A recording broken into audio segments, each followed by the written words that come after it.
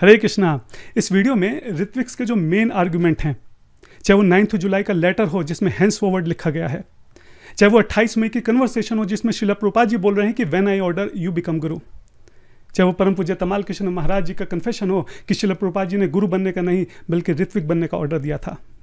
तर्क और प्रमाण के साथ सिद्ध करेंगे किस तरीके से सारे आर्गुमेंट गलत हैं, किस तरीके से सारे आर्गुमेंट ना कि सिर्फ गलत हैं बल्कि शास्त्रों के विरुद्ध हैं, बल्कि ना कि सिर्फ शास्त्रों के विरुद्ध हैं बल्कि पूरी तरह से तर्कहीन हैं, शिला प्रभुपाद जी की टीचिंग्स के बिल्कुल अगेंस्ट में है।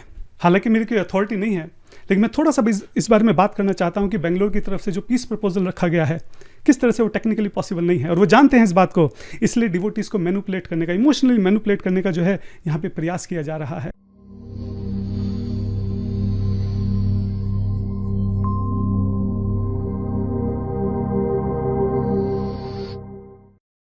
इससे पहले हम आगे बढ़ें, मैं यहाँ पे 2 बात बोलना चाहता हूँ। पहली बात तो यह है कि जो भी भक्त ये वीडियो देख रहे हैं, अगर वो इस्कॉन से या किसी ऋत्विक संस्था से संबंधित नहीं है तो ये वीडियो उनके लिए नहीं है, क्योंकि इस वीडियो में जो भी मैं बोलने वाला हूँ ना तो वो उनके किसी काम का है और ना ही उनको कुछ समझ में आने वाला है।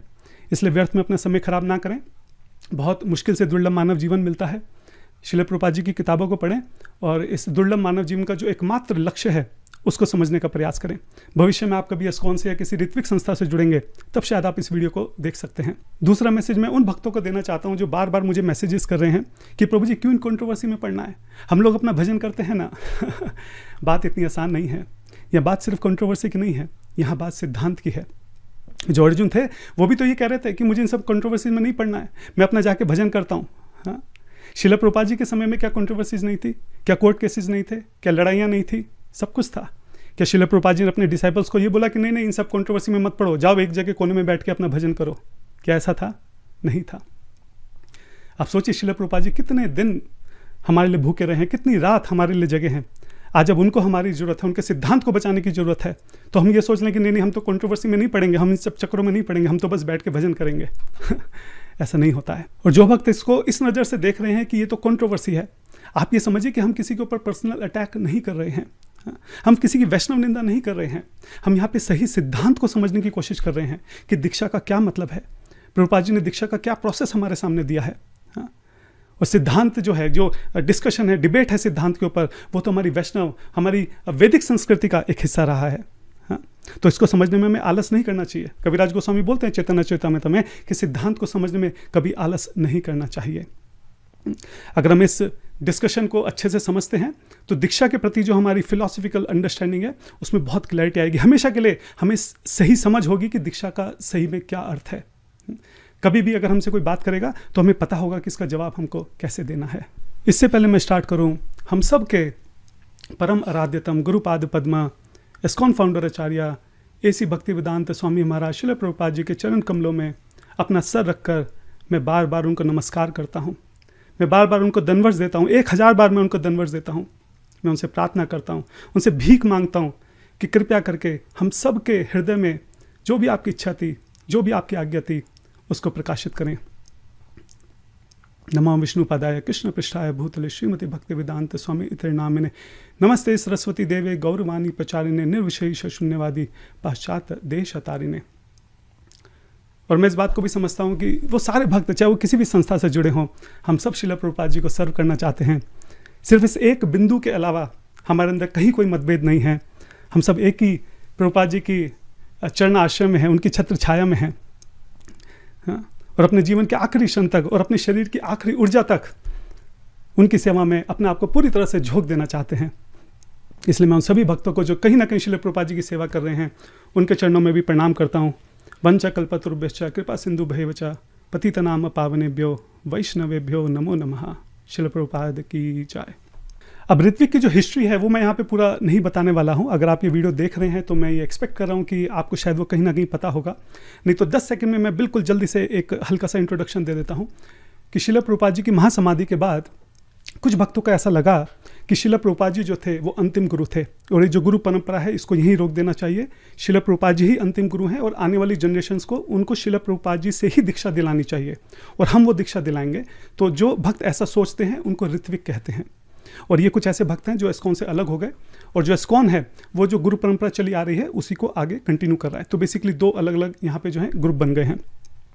इसके ऊपर डिटेल वीडियो मैं ऑलरेडी 2 वीडियो में यहाँ पे बना चुका हूँ। इसका लिंक मैं यहाँ ऊपर भी दे दूंगा और नीचे कमेंट और डिस्क्रिप्शन में भी दे दूंगा। अगर आपको इस बारे में कुछ भी नहीं पता है तो आप एक बार वो वीडियो देख सकते हैं, आपको थोड़ा बैकग्राउंड समझ में आ जाएगा कि हम यहाँ पे क्या बात करने वाले हैं। इस वीडियो में मैं सीधा जो आर्ग्यूमेंट है उसके ऊपर चर्चा करूँगा। तो सबसे पहले हम स्टार्ट करते हैं जो 9 जुलाई का लेटर है, जो सबसे मेन आर्ग्यूमेंट है ऋत्विक का, एकदम ब्लैक एंड वाइट आर्ग्यूमेंट, जिसके आधार पर लगभग जिसके आधार पर पूरी ऋत्विक फिलॉसफी जो है वो बेस्ड है। सीधा उस पर चलते हैं, बात करते हैं कि वो एग्जैक्टली है क्या, ऋत्विक्स उसके बारे में क्या सोचते हैं और हमारा उसके बारे में क्या अंडरस्टैंडिंग है। तो चलिए इस लेटर को देखते हैं।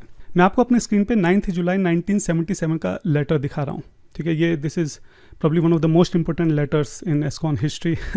केवल इस एक लेटर की वजह से ना जाने कितने हजारों भक्त जो हैं वो एस्कॉन से अलग हो गए, ना जाने कितनी छोटी छोटी ऋत्विक संस्थाएं जो हैं खुल गई हैं केवल इस एक लेटर की वजह से। तो ये बहुत इंपॉर्टेंट है। मैं डिवोटी से भी रिक्वेस्ट करूंगा कि अगर वो ये वीडियो कुछ काम करते करते चलते फिरते देख रहे हैं तो शांति से थोड़ी देर के लिए एक जगह बैठ जाएँ, फोकस करके स्क्रीन पर देखें, ध्यान से सुने। मैं जो अगले 15-20 मिनट बोलने वाला हूँ ये ज़िंदगी भर आपके काम आने वाला है, ये बहुत इंपॉर्टेंट है। Please listen very carefully. तो 9 जुलाई 1977 का लेटर है जो कि प्रभुपाद जी के सेक्रेटरी परम पूज्य तमाल कृष्ण महाराज जी ने लिखा था, उन्होंने साइन किया था, प्रभुपाद जी ने ऑथराइज किया था। और ये लेटर जो है जीबीसी और टेम्पल प्रेसिडेंट्स को भेजा गया था। क्या था इस लेटर में? इस लेटर में बेसिकली बताया गया है कि आने वाले समय में फर्स्ट और सेकेंड इनिशिएशन जो है वो कैसे होंगे। तो इसमें बताया गया है कि श्रील प्रभुपाद जी के 11 शिष्यों को चुना गया है ऋत्विक के तौर पे, और ये जो ऋत्विक हैं ये फर्स्ट और सेकंड इनिशिएशन देंगे श्रील प्रभुपाद जी के बिहाफ पे। जिनको इनिशिएशन मिलेगा वो सभी भक्त जो हैं वो श्रील प्रभुपाद जी के शिष्य होंगे। मैं समय बचाने के लिए पूरा पढ़ नहीं रहा हूँ, लेकिन आप स्क्रीन रोक के बिल्कुल एक एक लाइन ध्यान से पढ़िए ताकि आपको एज इट इज़ इसका जो है एक ग्लांस मिले कि एग्जैक्टली क्या लिखा हुआ इसमें, ठीक है। तो जो ऋत्विक हैं अब उनका ये मानना है कि ये प्रभुपाद जी का ऑर्डर था और ये आखिरी ऑर्डर था। इसके बाद प्रभुपाद जी ने कभी कोई ऑर्डर नहीं दिया कि इनिशिएशन कैसे दिए जाएंगे। और इस लेटर में साफ साफ लिखा हुआ है कि ऋत्विक जो हैं वो अपॉइंट होंगे, ये 11 जो प्रभुपाद जी के डिसाइपल्स हैं ये अपॉइंट होंगे, ये श्रील प्रभुपाद जी के बिहाफ पे इनिशिएशन देंगे, ठीक है। और यहाँ पे हैंस फॉरवर्ड वर्ड लिखा हुआ है। हैंस फॉरवर्ड का मतलब आज से, अभी से और अनंत समय के लिए, आने वाले हमेशा हमेशा के लिए ये जो ऋत्विक सिस्टम है ये प्रभुपाद जी ने यहाँ पे लिख दिया। जब तक इसका कोई काउंटर ऑर्डर प्रभुपाद जी नहीं देंगे, ये आखिरी प्रभुपाद जी का ऑर्डर है और हम इसी को मान के चलेंगे क्योंकि प्रभुपाद जी ने ऑर्डर दिया है और इसके हिसाब से ऋत्विक फिलॉसफी जो है वो सही है, इसलिए हम ऋत्विक का पालन करेंगे, ठीक है। ये उनकी अंडरस्टैंडिंग है। और इस लेटर को वो 28 मई का एक बहुत इंपॉर्टेंट डिस्कशन था उसके साथ कनेक्ट करते हैं। 28 मई का जो डिस्कशन था वो जीबीसी मेंबर्स और श्रील प्रभुपाद जी के बीच में हुआ था। इसमें कई सारे प्रश्न प्रभुपाद जी से पूछे गए थे और एक बहुत इंपॉर्टेंट क्वेश्चन जो यहाँ पे प्रभुपाद जी से पूछा गया और बहुत ही ज़्यादा स्पेसिफिक तरीके से यहाँ पे प्रभुपाद जी से पूछा गया कि प्रभुपाद जी आपके जाने के बाद when you are no longer with us, ये जो फर्स्ट और सेकंड इनिशिएशन है ये कैसे होंगे। तो ये जो डिस्कशन है यहाँ पे थोड़ा सा कंफ्यूजिंग है, ठीक है। श्रील प्रभुपाद जी बोलते हैं कि मैं तुम में से कुछ को रिकमेंड करूँगा और तुम जो हो ऑफिशिएटिंग आचार्य की तरह आगे एक्ट करोगे। तमाल कृष्ण महाराज जी पूछते हैं तो क्या ऋत्विक होंगे? प्रभुपाद जी कहते हैं हाँ ऋत्विक होंगे। अब फिर कंफ्यूजन हो गया, ऋत्विक होंगे तो फिर ऑफिशिएटिंग आचार्य कैसे होंगे?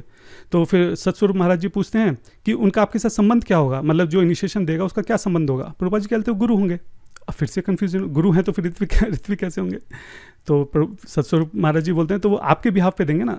तो प्रभुपाद जी कहते हैं तो सिर्फ फॉर्मेलिटी है, this is just a formality. क्यों है फॉर्मेलिटी? क्योंकि because in my presence one should not become गुरु। क्योंकि जब तक तुम्हारे गुरु इस धरती पर हैं ये एटिकेट्स के विरुद्ध है कि तुम उससे पहले दीक्षा देना स्टार्ट कर दो, इसलिए सिर्फ एक फॉर्मेलिटी है, ठीक है। लेकिन जब मैं ऑर्डर दूंगा, ऑन माई ऑर्डर, जब मैं ऑर्डर दूंगा, हाँ बी एक्चुअल गुरु, ठीक है, बट बाय माई ऑर्डर, लेकिन जब मैं ऑर्डर दूंगा तब करना ऐसा। तो फिर ससुर माँ जी पूछते हैं so they may also be considered your disciples. हाँ वो मेरे डिसाइपल्स है, कंसिडर करने की क्या जरूरत है? फिर कंफ्यूजन हो गया, फिर से पूछते हैं कि he is asking that the ritvik acharya they are officiating giving diksha there, the people who they give diksha whose disciple are they. तो प्रभुपाद जी कहते हैं कि वो तो उनके डिसाइपल होंगे, जो दीक्षा देगा उसके डिसाइपल होंगे, they are his disciple who is initiating, his grand disciple.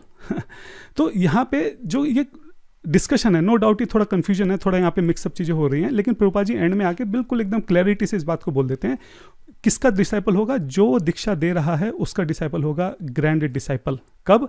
मेरे जाने के बाद जब दीक्षा होगी, when I am no longer with you.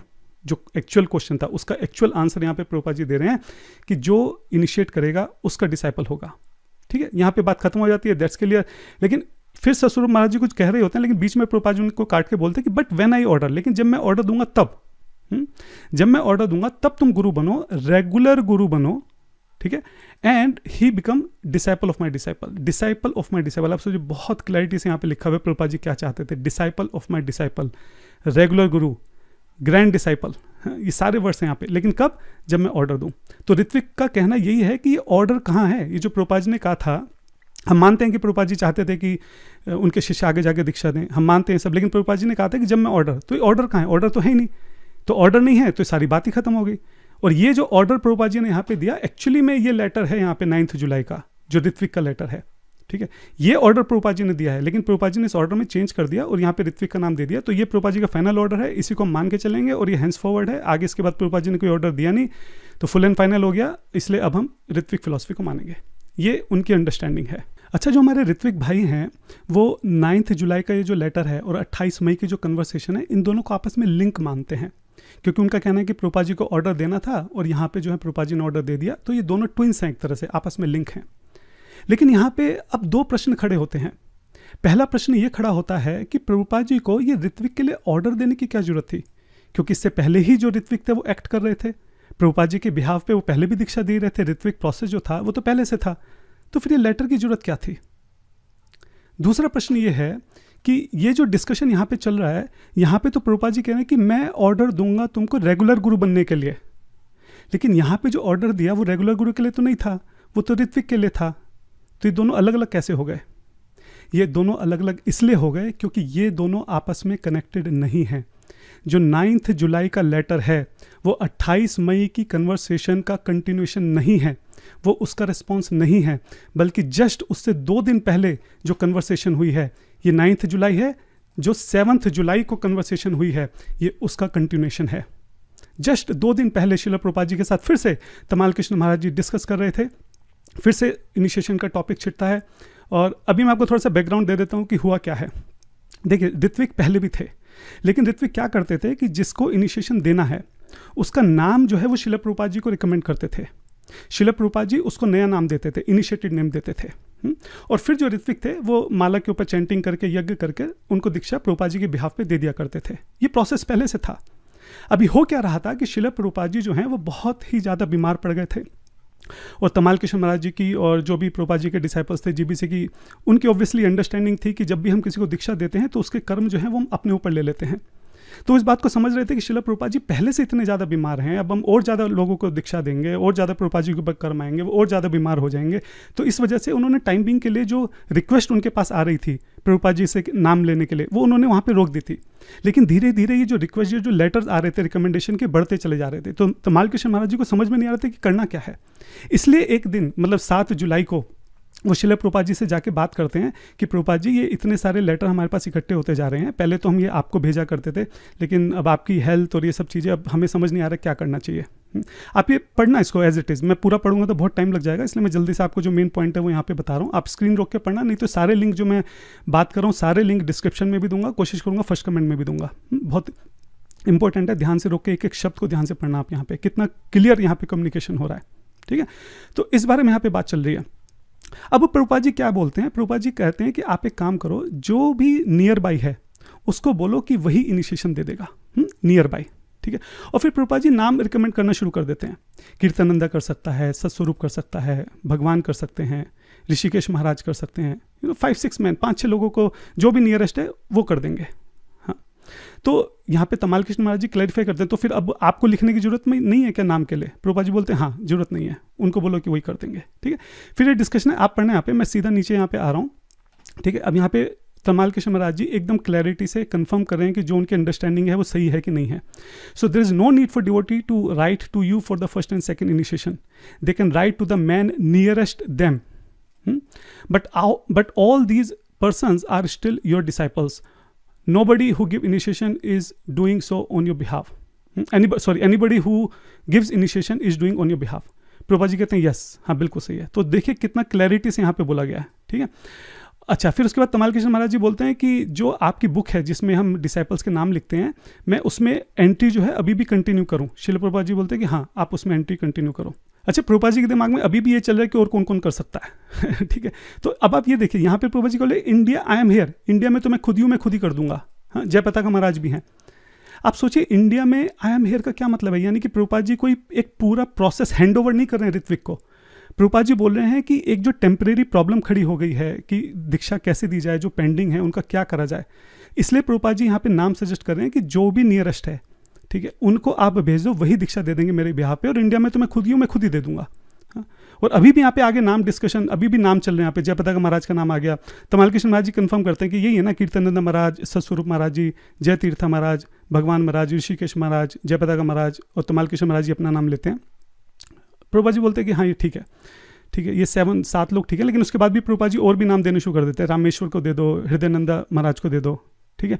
और यहाँ पे आप सोचिए प्रभुपाद जी को तमाल कृष्ण महाराज जी पे कितना विश्वास था, ठीक है। उन्होंने बोला विदाउट वेटिंग फॉर मी, मेरे वेट करने की जरूरत भी नहीं है, what ever you consider it is right, ठीक है, that will be depend on discussion, तुमको जो सही लगे तुम वो कर लेना, मेरा वेट करने की जरूरत नहीं, मेरा इंतजार करने की जरूरत नहीं है, ठीक है। That's for first and second initiation. हाँ, आप सोचिए कितना क्लियर कम्युनिकेशन है, और इससे ज़्यादा क्या क्लैरिटी चाहिए मुझे नहीं पता। मतलब एकदम क्लियर कम्युनिकेशन यहाँ पे हो रहा है कि फर्स्ट और सेकंड इनिशिएशन जो पेंडिंग हो गए हैं, एक टेम्परेरी प्रॉब्लम क्रिएट हो गई है, प्रभुपाद जी नहीं दे पा रहे हैं, वो कैसे करने हैं। प्रभुपाद जी ने बहुत क्लैरिटी से यहाँ पे कुछ नाम लिए, बाकी तमाल कृष्ण महाराज जी को बोला आप चाहें तो आप और भी ऐड कर सकते हैं, और जो नियरेस्ट है उसको बोलो वो वहाँ पे इनिशिएशन दे देगा। तो ये जो 7 जुलाई का डिस्कशन था, जो एक टेम्परेरी प्रॉब्लम को लेकर चल रहा था, वही टेम्परेरी प्रॉब्लम का सॉल्यूशन जो है वो ये 9 जुलाई 2 दिन बाद जो है तमाल कृष्ण महाराज लेटर लिखते हैं।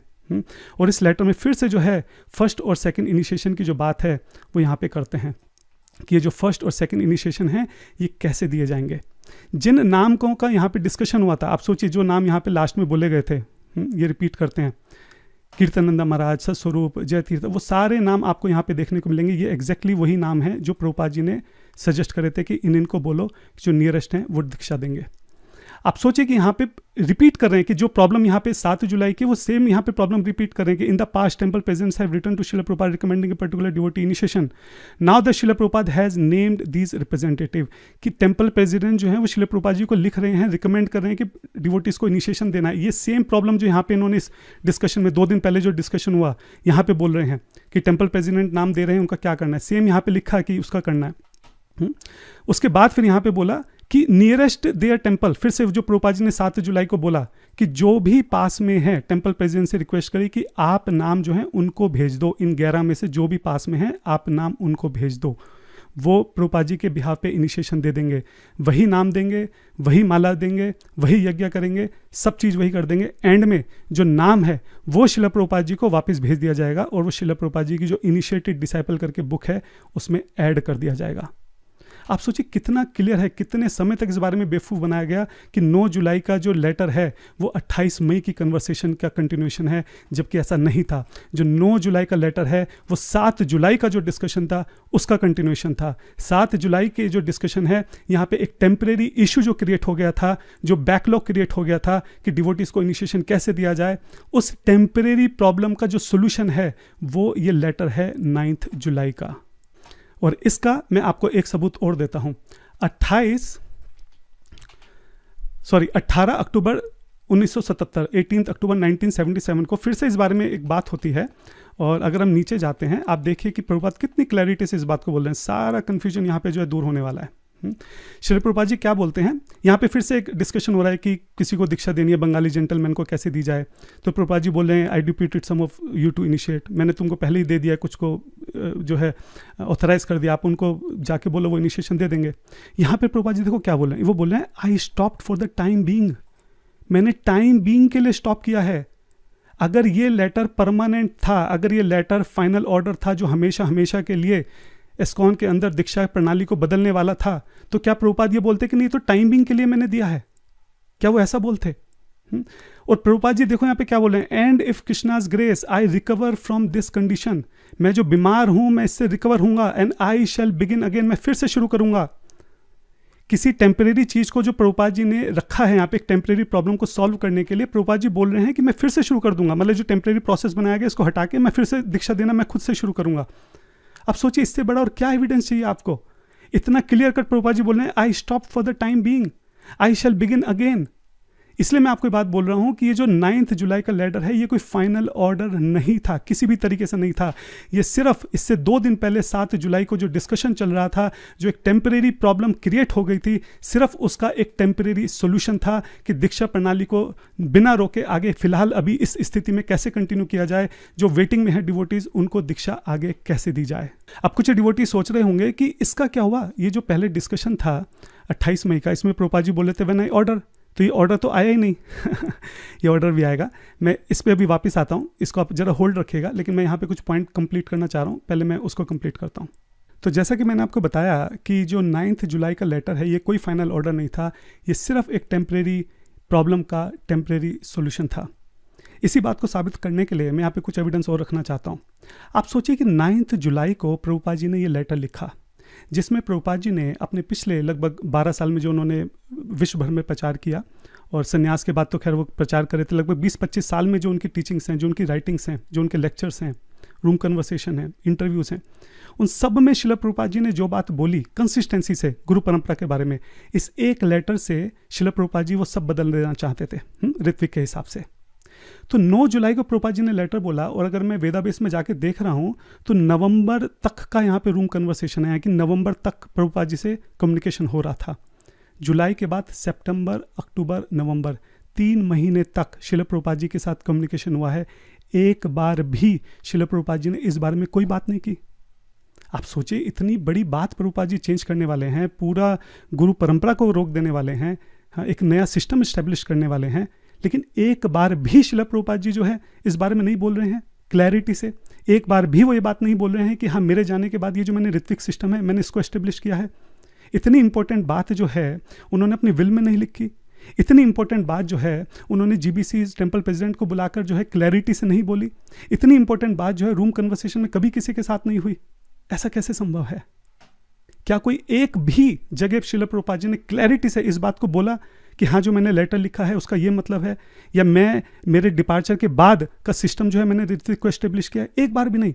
मतलब इतनी इंपॉर्टेंट चीज और एक बार भी क्लैरिटी के साथ उसका कहीं पे कोई कन्वर्सेशन नहीं, ये कैसे पॉसिबल है? अब एक बार वापस इस लेटर पर आते हैं। आप सोचिए कि इतना इंपॉर्टेंट लेटर जो श्रील प्रभुपाद जी के पूरी लाइफ की टीचिंग्स को बदलने वाला है, इस लेटर में ऋत्विक एक सिस्टम इंट्रोड्यूस होने वाला है, और ये तक नहीं बताया गया कि ये सिस्टम कंटिन्यू कैसे होगा जब ये 11 डिसाइपल श्रील प्रभुपाद जी के इस धरा पर नहीं रहेंगे। इसमें से कोई बीमार पड़ जाता है, कोई इस्कॉन छोड़कर चला जाता है, किसी का फॉल डाउन हो जाता है, कुछ भी होता है, तो क्या होगा? किसी नए डिसाइपल को कैसे अपॉइंट किया जाएगा? श्रील प्रभुपाद जी का उनके डिपार्चर के बाद क्या एग्जैक्टली रोल रहेगा? कुछ नहीं, सिर्फ 2 पैराग्राफ के अंदर जो है पूरी हिस्ट्री चेंज होने वाली है। श्रील प्रभुपाद जी जब भी किसी जीबीसी को कोई इंस्ट्रक्शन देते थे, मेक श्योर करते थे कि वो रिकॉर्ड होनी चाहिए, रिटर्न में होनी चाहिए, उनके साइन होने चाहिए। 2-2, 3-3 बार क्लैरिफाई करते थे। इतनी बार वो किसी एक इंस्ट्रक्शन को क्लैरिफाई करते थे अगर कुछ छोटा मोटा चेंज होता था। और यहाँ पे तो पूरा हिस्टोरिकल जो उनका सिद्धांत है, पूरी गौड़ीय वैष्णव परंपरा से जो सिद्धांत चला आ रहा है, वो सिद्धांत यहाँ पे चेंज करने वाले हैं वो इस एक लेटर में। लेकिन कहीं भी वो ये नहीं बता रहे कि प्रोसेस आगे चलेगा कैसे। कितनी अजीब सी बात नहीं है? और उसका रिजल्ट ये है कि आज जो भी ऋत्विक ऑर्गेनाइजेशन चला रहे हैं उनको भी नहीं पता क्लैरिटी से कि हमें आगे करना क्या है। अब आप सोचिए, जो हमारे हिज ग्रेस मधु पंडित प्रभु जी हैं, या फिर हमारे हिज ग्रेस वृंदावन चंद्र प्रभु जी हैं, सॉरी मैं यहाँ पे नाम ले रहा हूँ, लेकिन मेरा उद्देश्य है किसी को कोई पर्सनल अटैक करना नहीं है। मैं यहाँ पे सिर्फ सिद्धांतिक तौर पे समझाने का प्रयास कर रहा हूँ कि ये क्लैरिटी क्योंकि इस लेटर में नहीं है, उसकी वजह से कितनी बड़ी कन्फ्यूजन क्रिएट हो गई है। जो भी उनके फॉलोअर्स हैं प्लीज़ इसको अन्यथा ना लें, सारग्राही की तरह। जो सार मैं यहाँ पे बताना चाह रहा हूँ, जो प्रॉब्लम क्रिएट हो रही है इस क्लैरिटी को ना होने की वजह से, क्या प्रॉब्लम क्रिएट हो रही है उसको आप समझने का प्रयास कीजिए। जो हमारे हिज ग्रेस मधु पंडित प्रभु जी हैं वो परम पूज्य जयपताका महाराज जी के डिसाइपल हैं। जयपताका महाराज जी ने उनको ये नाम दिया है मधु पंडित प्रभु। अब प्रश्न ये उठता है कि उनका खुद का श्रील प्रभुपाद जी के साथ इनिशिएशन कैसे हुआ, क्योंकि श्रील प्रभुपाद जी के समय में तो वो फिजिकली प्रेजेंट नहीं थे। क्या इन 11 में से किसी ने उनको इनिशिएशन दिया? अगर इन 11 में से नहीं दिया तो किसने दिया? प्रभुपाद जी ने नहीं दिया, इन 11 ने नहीं दिया, तो फिर किसने दिया? क्या उन्होंने खुद अपने आप को इनिशिएशन दे दिया? सोचने का विषय है। अगर वो कहते हैं कि नहीं हमने अलग से जीबीसी बनाई है, उस जीबीसी बनाने का अधिकार किसने दिया? कहाँ लिखा है यहाँ पे कि अगर ये प्रोसेस काम नहीं किया तो इस तरह से अलग से जीबीसी बना देनी है? ऐसे तो कल कोई भी अपना जो है संस्था से अलग हो जाए, 5-7 डिवोटी को प्रचार करे, 20-30 डिवोटी इकट्ठे हो जाए, उसमें से 5-6 पकड़ के अपनी एक जीबीसी बना दे और उस जीबीसी अपने आप को सेल्फ ऋत्विक आचार्य घोषित कर दे। तो फिर तो ऐसे हो सकता है। सेम प्रश्न जो है मेरा हिज ग्रेस वृंदावन चंद्र प्रभु जी से, उनको किसने अधिकार दिया? उनका जो नाम है वृंदावन चंद्र दास, ये तो जो है उनके गुरु महाराज परम पूज्य गोपाल कृष्ण महाराज जी के द्वारा दिया गया है। तो ये अधिकार कहाँ से मिला, ये प्रोसेस कैसे है, और ये प्रोसेस ना होने की वजह से ही ये कन्फ्यूजन है। मधु पंडित प्रभु जी का कहना है कि नहीं, ऐसा नहीं है कि कोई इंस्टीट्यूट से अलग होकर कोई भी ऋत्विक बन जाएगा। एक संस्था होनी चाहिए, जीबीसी होनी चाहिए, और जीबीसी ही अपॉइंट करेगी। हालांकि उनकी खुद की जीबीसी उनकी खुद की बनाई हुई है, लेकिन फिर भी चलो उनका एक प्रोसेस है कि ऐसा होना चाहिए। हिज ग्रेस वृंदावन चंद्र प्रभु जी का क्या प्रोसेस है, और जो जैसे कि वृंदावन चंद्र प्रभु जी कर रहे हैं ऐसे तो फिर कोई भी कर सकता है। कोई भी अपना इंस्टीट्यूट से बाहर हो, जो प्रचार अच्छे से कर सकता हो, 50-60 लोग इकट्ठे करो, खुद की जीबीसी बनाओ या नई भी बनाओ, और अपने आप को ऋत्विक आचार्य बना दो और अपनी अलग संस्था बना दो। और उसी का कारण है कि आज अलग अलग संस्थाएं बन गई हैं। गिव गीता बन गई है, ISKM बन गई है, बेंगलोर की तो है ही, और भी अलग अलग दुनिया में छोटे मोटे जो भी चल रहे हैं। प्रोसेस ही डिफाइंड नहीं है, सब अपनी मन मर्जी से कुछ भी प्रोसेस बना रहे हैं, जो उनको सही लग रहा है वो प्रोसेस बना के अपने हिसाब से आगे बढ़े जा रहे हैं। आप सोचिए, क्या एक संस्था 10,000 साल इस तरीके से चलने वाली है कि सब अपने मन मानिक जो है अपना कुछ भी प्रोसेस डिफाइन करके उसको सही मानकर और उसको आगे बढ़ाने वाले हैं? क्या ऐसे चलेगा? तो जैसा कि मैंने बोला कि हमारा फर्स्ट आर्गुमेंट यही है कि इतना इंपॉर्टेंट लेटर है, इतना बड़ा सिद्धांत जो है हमेशा के लिए बदलने वाला है, लेकिन कहीं भी इस लेटर में ये डिफाइन ही नहीं है कि ये जो प्रोसेस चेंज हो रहा है ये प्रोसेस आगे चलाया कैसे जाएगा। सेकंड आर्गुमेंट, ये लेटर जो है वो जीबीसी और टेम्पल प्रेसिडेंट्स को लिखा गया था। ये लेटर जो है सभी भक्तों के लिए नहीं था। जो फिलॉसफिकल इंस्ट्रक्शंस होती हैं वो डिवोटीज को दी जाती हैं। जो मैनेजियल एडमिनिस्ट्रेटिव जो इंस्ट्रक्शंस होती हैं वो जीबीसी और टेम्पल प्रेसिडेंट्स को दी जाती हैं। इतना इंपॉर्टेंट लेटर जो है वो केवल टेम्पल प्रेसिडेंट और जीबीसी को क्यों दिया गया? जहाँ पे प्रभुपाद जी सिद्धांत बता रहे हैं कि दीक्षा का सिद्धांत आने वाले 10,000 साल में क्या होने वाला है, वो लेटर जो है सभी डिवोटीज को क्यों नहीं दिया गया? इसलिए क्योंकि वो डिवोटीज के लिए था ही नहीं, वो केवल एक टेम्परेरी अरेंजमेंट था जिसके लिए सिर्फ टेम्पल प्रेसिडेंट और जीबीसी को बताना था कि वो इनिशिएशन आगे कैसे दें, इसलिए नहीं बताया गया। तीसरा पॉइंट, इतना इंपॉर्टेंट लेटर श्रील प्रभुपाद जी ने खुद अपने हाथ से नहीं लिखा। नहीं लिखा तो नहीं लिखा, कम से कम डिक्टेट कर सकते थे। अरे डिक्टेट भी नहीं किया, कम से कम साइन तो कर सकते थे। 20-25 साल पुराना सिद्धांत, पूरा गौड़िया वैष्णव सिद्धांत यहां पे बदलने वाला है। श्रील प्रभुपाद जी ने एक बार भी इस लेटर को खुद से डिक्टेट करने की जरूरत नहीं समझी, साइन करने की जरूरत नहीं समझी। Does it make any sense? Fourth argument, इस लेटर में एंड में लिखा हुआ है कि जिनका भी इनिशिएशन होगा उनका नाम जो है श्रील प्रभुपाद जी को भेज दिया जाएगा। अब सवाल यहाँ पे ये उठता है कि श्रील प्रभुपाद जी के डिपार्चर के बाद श्रील प्रभुपाद जी को नाम कैसे भेजा जाएगा? एक लेटर जिसमें इनिशिएशन प्रोसेस डिफाइन हो रहा है ऋत्विक का, उसमें एक ऐसी लाइन क्यों लिखी गई जो पॉसिबल ही नहीं है? श्रील प्रभुपाद जी के डिपार्चर के बाद आप नाम कैसे भेजेंगे श्रील प्रभुपाद जी को? नहीं भेज सकते तो इस लाइन को यहाँ पे क्यों लिखा गया? इसलिए लिखा गया क्योंकि ये लेटर श्रील प्रभुपाद जी के डिपार्चर के बाद था ही नहीं, बाद के लिए था ही नहीं। ये सिर्फ श्रील प्रभुपाद जी के समय जो एक टेम्परेरी प्रॉब्लम थी 7 जुलाई को जो डिस्कस हुई थी, ये उसका सॉल्यूशन था। इसलिए ये लाइन ऐड की गई कि श्रील प्रभुपाद जी के समय में जो इनिशिएशन होगा ऋत्विक के द्वारा, उनका नाम जो है वो श्रील प्रभुपाद जी को यहाँ पे भेजा जाएगा। और जैसे मैंने बोला एग्जैक्टली ये वही है जो यहाँ पे 7 जुलाई को डिस्कशन में हुआ, जिसमें तमाल कृष्ण महाराज जी बोल रहे हैं कि ठीक है श्रील प्रभुपाद आपके बिहाफ पे इनिशिएशन करेंगे और नाम जो है वो यहाँ पे आपको भेज देंगे और आपकी बुक में एंटर कर दिया जाएगा। वही सेम चीज़ यहाँ पे जो है बोली गई। तो अगर ये प्रोसेस इटर्नल प्रोसेस है, 10,000 साल के लिए प्रोसेस है, तो ये संभव ही नहीं है। और जो चीज़ संभव नहीं है वो इस लेटर में लिखी कैसे गई, इसका क्या जवाब है? 5वां आर्गुमेंट, आप सोचिए यहाँ पे क्या लिखा हुआ है? Temple president may henceforward send recommendation for first and second initiation to whichever of these 11 representative are nearest their temple. जो भी टेम्पल के नियरेस्ट हैं, आप जो फर्स्ट और सेकंड इनिशिएशन के लिए जो रिकमेंडेशन है आप उनको भेज सकते हैं। में चाहे तो भेज सकते हैं, चाहे तो नहीं भेज सकते हैं। मतलब इतना बड़ा प्रोसेस चेंज हो रहा है और वहाँ पे मे यूज़ हो रहा है। मस्ट यूज़ होना चाहिए था, शैल यूज़ होना चाहिए था। इटर्नल मैंडेट यहाँ पे दिया जा रहा है, अगले 10,000 साल की बात यहाँ पे चल रही है। इतनी लूज लैंग्वेज, हाँ, हो सके तो दे देना, नहीं हो सके तो मत देना। ये कैसे पॉसिबल है? ये इसलिए पॉसिबल है क्योंकि ये लेटर 10,000 साल के लिए था ही नहीं, ये केवल वहाँ पे एक टेम्परेरी सॉल्यूशन था। 6th आर्गुमेंट, ये एक वर्ड हैंस फॉरवर्ड जिसको लेकर ऋत्विक जो अपनी पूरी फिलॉसफी इस एक वर्ड के इर्द गिर्द घूमती है, ये एक वर्ड भी जो है वो सही से नहीं लिखा हुआ है। आप एक बार देखें यहाँ पे ये वर्ड लिखा किसके लिए हुआ है। ये वर्ड जो है टेम्पल प्रेसिडेंट्स के लिए लिखा गया है कि हैंस फॉरवर्ड, आज के बाद जो टेम्पल प्रेसिडेंट हैं वो फर्स्ट और सेकंड इनिशिएशन के लिए जो भी एलिजिबल हैं, जो भी रिकमेंडेशन है, वो 11 रिप्रेजेंटेटिव को भेज देंगे जो कि नियरेस्ट हैं। ठीक है, ये ऋत्विक के लिए नहीं है। ये लाइन जो है वो ऋत्विक को डायरेक्ट नहीं हो रही है, टेम्पल प्रेसिडेंट्स को डायरेक्ट हो रही है। आप समझिए इस बात को। मतलब एक वर्ड जिसके ऊपर पूरी फिलॉसफी बना दी गई है, वो वर्ड भी सीधा सीधा ऋत्विक को नहीं जा रहा है। अब कोई कहेगा नहीं, तो ऑब्वियस है ना, जो नियरेस्ट 11 रिप्रेजेंटेटिव है वो तो ऋत्विक ही है। लेकिन बात तो यही ना कि ऑब्वियस आपको देखना नहीं है ना, आपको तो एकदम बिल्कुल लिटरल मीनिंग देखना है कि जो एकदम लिखा हुआ है वही मानेंगे, ऑब्वियस चीज़ जो है वो नहीं मानेंगे, है ना। तो ऑब्वियस चीज़ तो हम हटाएं, क्योंकि ऑब्वियस से तो फिर बहुत सारी चीज़ें आ जाएंगी। जो लिटरल है सीधा सिर्फ उसी को मानना है। और लिटरल यहाँ पे अगर आप देखें तो ये जो हैंस फॉरवर्ड वर्ड है ये ऋत्विक के लिए ही नहीं है, बात ही खत्म हो गई। ये हैंस फॉरवर्ड वर्ड जो है वो टेम्पल प्रेसिडेंट्स के लिए है, उनको आदेश दिया जा रहा है हमेशा के लिए। ऋत्विक के लिए कोई आदेश नहीं है। ऋत्विक के लिए आदेश होता तो यहाँ पे होता कि हैंस फॉरवर्ड, सॉरी, अब से जो है ऋत्विक जो है हैंस फॉरवर्ड शिला प्रभुपाद जी के बिहाव पे इनिशिएशन दिया करेंगे, इस तरह की कोई लाइन होनी चाहिए थी, वो नहीं है। ये हैंस फॉरवर्ड टेम्पल प्रेसिडेंट्स के लिए यूज हुआ है। तो जो एक वर्ड जिसके ऊपर पूरी ऋत्विक फिलॉसफी बेस्ड है वो वर्ड ही गलत यूज हुआ है, इन द सेंस कि गलत यूज हुआ है, मतलब कि वो उस कंटेक्स्ट में नहीं यूज हुआ है जिसमें ऋत्विक क्लेम करते हैं। 7th आर्गुमेंट, ये जो लेटर है ये 28 मई का कंटिन्यूएशन नहीं है। ये बात मैं पहले भी बोल चुका हूँ, लेकिन इंपॉर्टेंट है, एक बार दोबारा से बोल देता हूँ। 28 मई का जो कंटिन्यूएशन है उसमें 28 मई का जो डिस्कशन है उसमें शिला प्रभुपाद जी ने बहुत क्लियरली इस बात को बोला है कि मैं ऑर्डर दूंगा रेगुलर गुरु बनने के लिए, ऑफिशिएटिंग आचार्य बनने के लिए। कहीं भी प्रभुपाद जी ने ऐसा नहीं बोला कि मैं ऑर्डर दूंगा ऋत्विक बनने के लिए।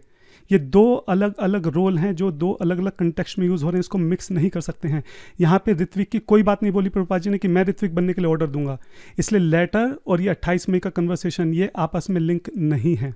8th आर्ग्यूमेंट, जो ये लेटर है ये फर्स्ट और सेकंड इनिशिएशन के बारे में बात कर रहा है। यहाँ पे संन्यास का कोई जिक्र नहीं है। मेरा प्रश्न है कि ऋत्विक जो है फिर वो संन्यास कैसे दे देते हैं? वो संन्यास देने का बेसिस कहाँ से है, उसका ऑर्डर कहाँ है, वो प्रोसेस कहाँ डिफाइंड है? शिला प्रभुपाद जी ने जो लेटर, आपके हिसाब से जो फाइनल लेटर है, इसमें तो कहीं ऐसा मेंशन ही नहीं है कि संन्यास किसी को देना है, नहीं देना है, देना है तो कैसे देना है। तो संन्यास देने का अधिकार कहाँ से आया, संन्यास देने का प्रोसेस कहाँ से आया, ये प्रश्न है। 9th आर्ग्यूमेंट, पहले भी बोल चुका हूँ, फिर से बोल रहा हूँ क्योंकि इंपॉर्टेंट है। यहाँ पे सारे 10 आर्ग्यूमेंट में कंक्लूड करके एक साथ बोलना चाह रहा हूँ कि इस 9 जुलाई लेटर के बाद भी शिला प्रभुपाद जी के साथ बहुत कन्वर्सेशन हुई है। लगभग नवंबर शुरू तक कन्वर्सेशन हुई है, 3 महीने तक कन्वर्सेशन हुई है। जुलाई, अगस्त, सितंबर, अक्टूबर, नवंबर, 4 महीने के लगभग जो है प्रभुपाद जी के साथ कन्वर्सेशन हुई है। ये संभव ही नहीं है कि शिला प्रभुपाद जी इतना बड़ा चेंज करने वाले हैं और एक लेटर के बाद शिला प्रभुपाद जी ने उसके बारे में कोई बात नहीं की, क्लैरिटी से एक बार भी इस बात को नहीं बोला कि मेरे डिपार्चर के बाद जो है मैंने नया प्रोसेस जो बनाया है आप उसको फॉलो करना, ऐसे फॉलो करना, उससे रिगार्डिंग आपका कोई क्वेश्चन तो नहीं है, रिटर्न में तो है ना, साइन तो हो गए ना, जीबीसी ने रिजोल्यूशन में पास तो कर दिया ना, कुछ नहीं है, ये संभव ही नहीं है। 10th आर्ग्यूमेंट, अब आप सोचो, आपको हंसी आएगी जो मैं बोलने वाला हूँ। इतना इंपॉर्टेंट लेटर है जिसमें ऋत्विक पूरा डिफाइन होने वाला है, इसकी स्पेलिंग तक गलत है। हाँ, ये तो मैं वेदाबेस में दिखा रहा हूँ, मैं आपको इसका ओरिजिनल लेटर दिखाता हूँ। ठीक है, आप ये देखिए यहाँ पे ऋत्विक की स्पेलिंग क्या लिखी हुई है, RITTIK, जिसके ऊपर पूरी फिलॉसफी आपकी बेस्ड है, जिसको लेके आप जो है 4 संप्रदाय के पास जाने वाले हैं कि हमारी ये फिलॉसफी हमारे आचार्य ने हमको दी है, उसकी स्पेलिंग तक गलत लिखी हुई है। इतना कैजुअल, इतना इंपॉर्टेंट लेटर इतना कैजुअल कि स्पेलिंग तक में गलती हो गई।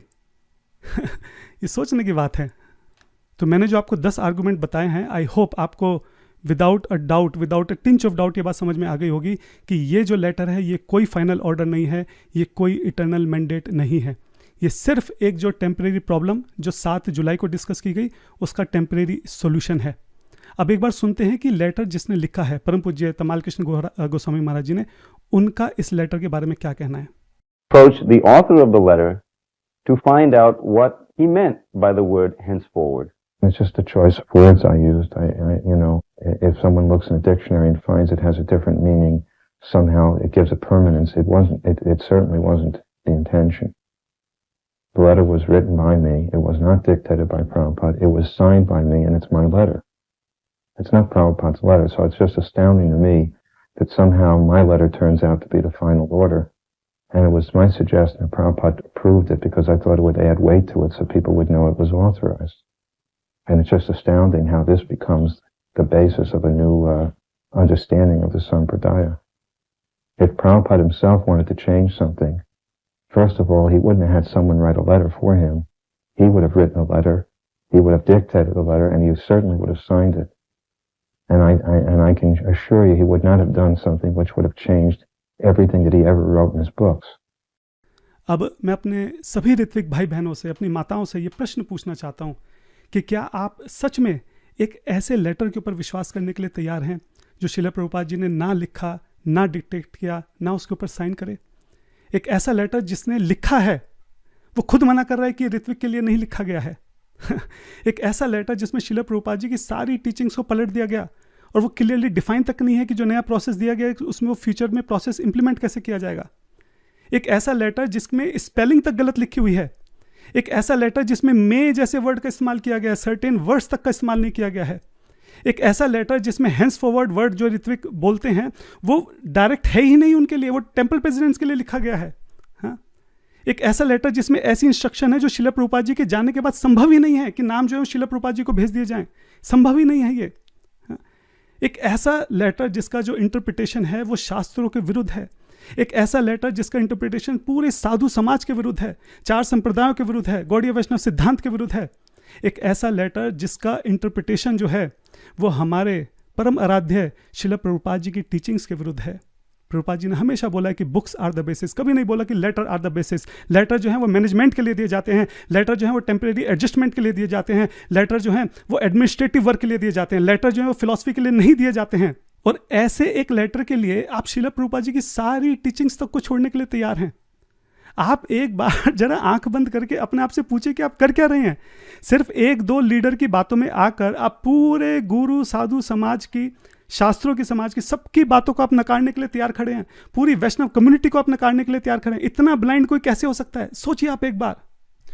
मैं अपने सभी ऋत्विक भाई बहनों से, माताओं से प्रश्न पूछना चाहता हूं कि क्या इस एक लेटर के बल पर आप कल जो है 4 संप्रदायों के बीच में जब सबको बुलाया जाएगा, जब सबकी गैदरिंग होगी, क्या आप वहां पे खड़े होकर पूरे विश्वास के साथ बोल पाएंगे कि we have the best philosophy in the world for next 10,000 year? क्या आप ये बोल पाएंगे? अगर किसी ने पूछ लिया कि दिखाओ आपकी फिलॉसफी कहाँ है, हाँ, तो क्या आप उसको वो लेटर दिखाएंगे? वो बोलेंगे इसमें शास्त्र प्रमाण क्या है? ऋत्विक ऐसा तो कहीं शास्त्रों में वर्णन ही नहीं है। क्या बोलेंगे आप?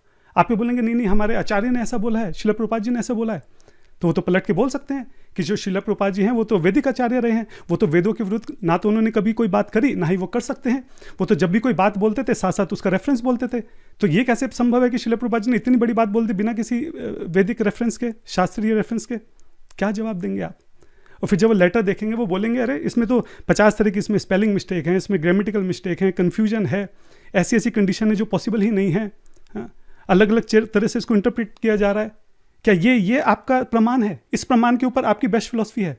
अगर ये तर्क वो आपके सामने रखेंगे तो क्या जवाब देंगे आप? वो केवल हम लोग केवल और केवल हंसी का पात्र जो है उन सबके सामने हंसेंगे वो हम सबके ऊपर। आप ये समझिए जो शास्त्रिक प्रमाण है वो बहुत जरूरी है, उसको नकार नहीं सकते हैं। हम सब जानते हैं कि जब बलदेव विद्याभूषण जी डिबेट के लिए गए थे जयपुर, ठीक है, तो उनसे पूछा गया कि जो आपकी गौड़ीय वैष्णव फिलॉसफी है ये शास्त्रों के ऊपर कैसे आधारित है? आप बताइए जरा, वेदांत सूत्र में क्या आपकी एक्सप्लेनेशन है? तो उन्होंने बोला भाई एक्सप्लेनेशन की जरूरत ही नहीं है। हमारे जो महाप्रभु हैं, चैतन्य महाप्रभु, उन्होंने तो बोल दिया है कि जो भागवतम है वही नेचुरल एक्सप्लेनेशन है, टीका है वेदांत सूत्र के ऊपर, तो इसलिए अलग से जरूरत ही नहीं है। तो उन्होंने बोला ऐसा नहीं चलता है आपकी जो फिलॉसफी है वो शास्त्रों पर आधारित होनी चाहिए। आप शास्त्रों के साथ, प्रमाण के साथ बताओ कि आपकी फिलॉसफी कैसे सही है। ऐसे इधर उधर करने से नहीं चलता है। आप सोचिए, स्वयं भगवान की बात को नकार दिया। चैतन्य महाप्रभु स्वयं भगवान है, जानते हैं वो लोग।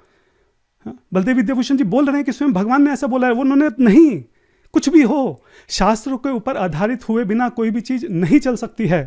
तो जब वो भगवान की बात को मानने के लिए तैयार नहीं है तो आप बताइए कि हमारे आचार्य श्रील प्रभुपाद जी की बात को कैसे मान जाएंगे वो?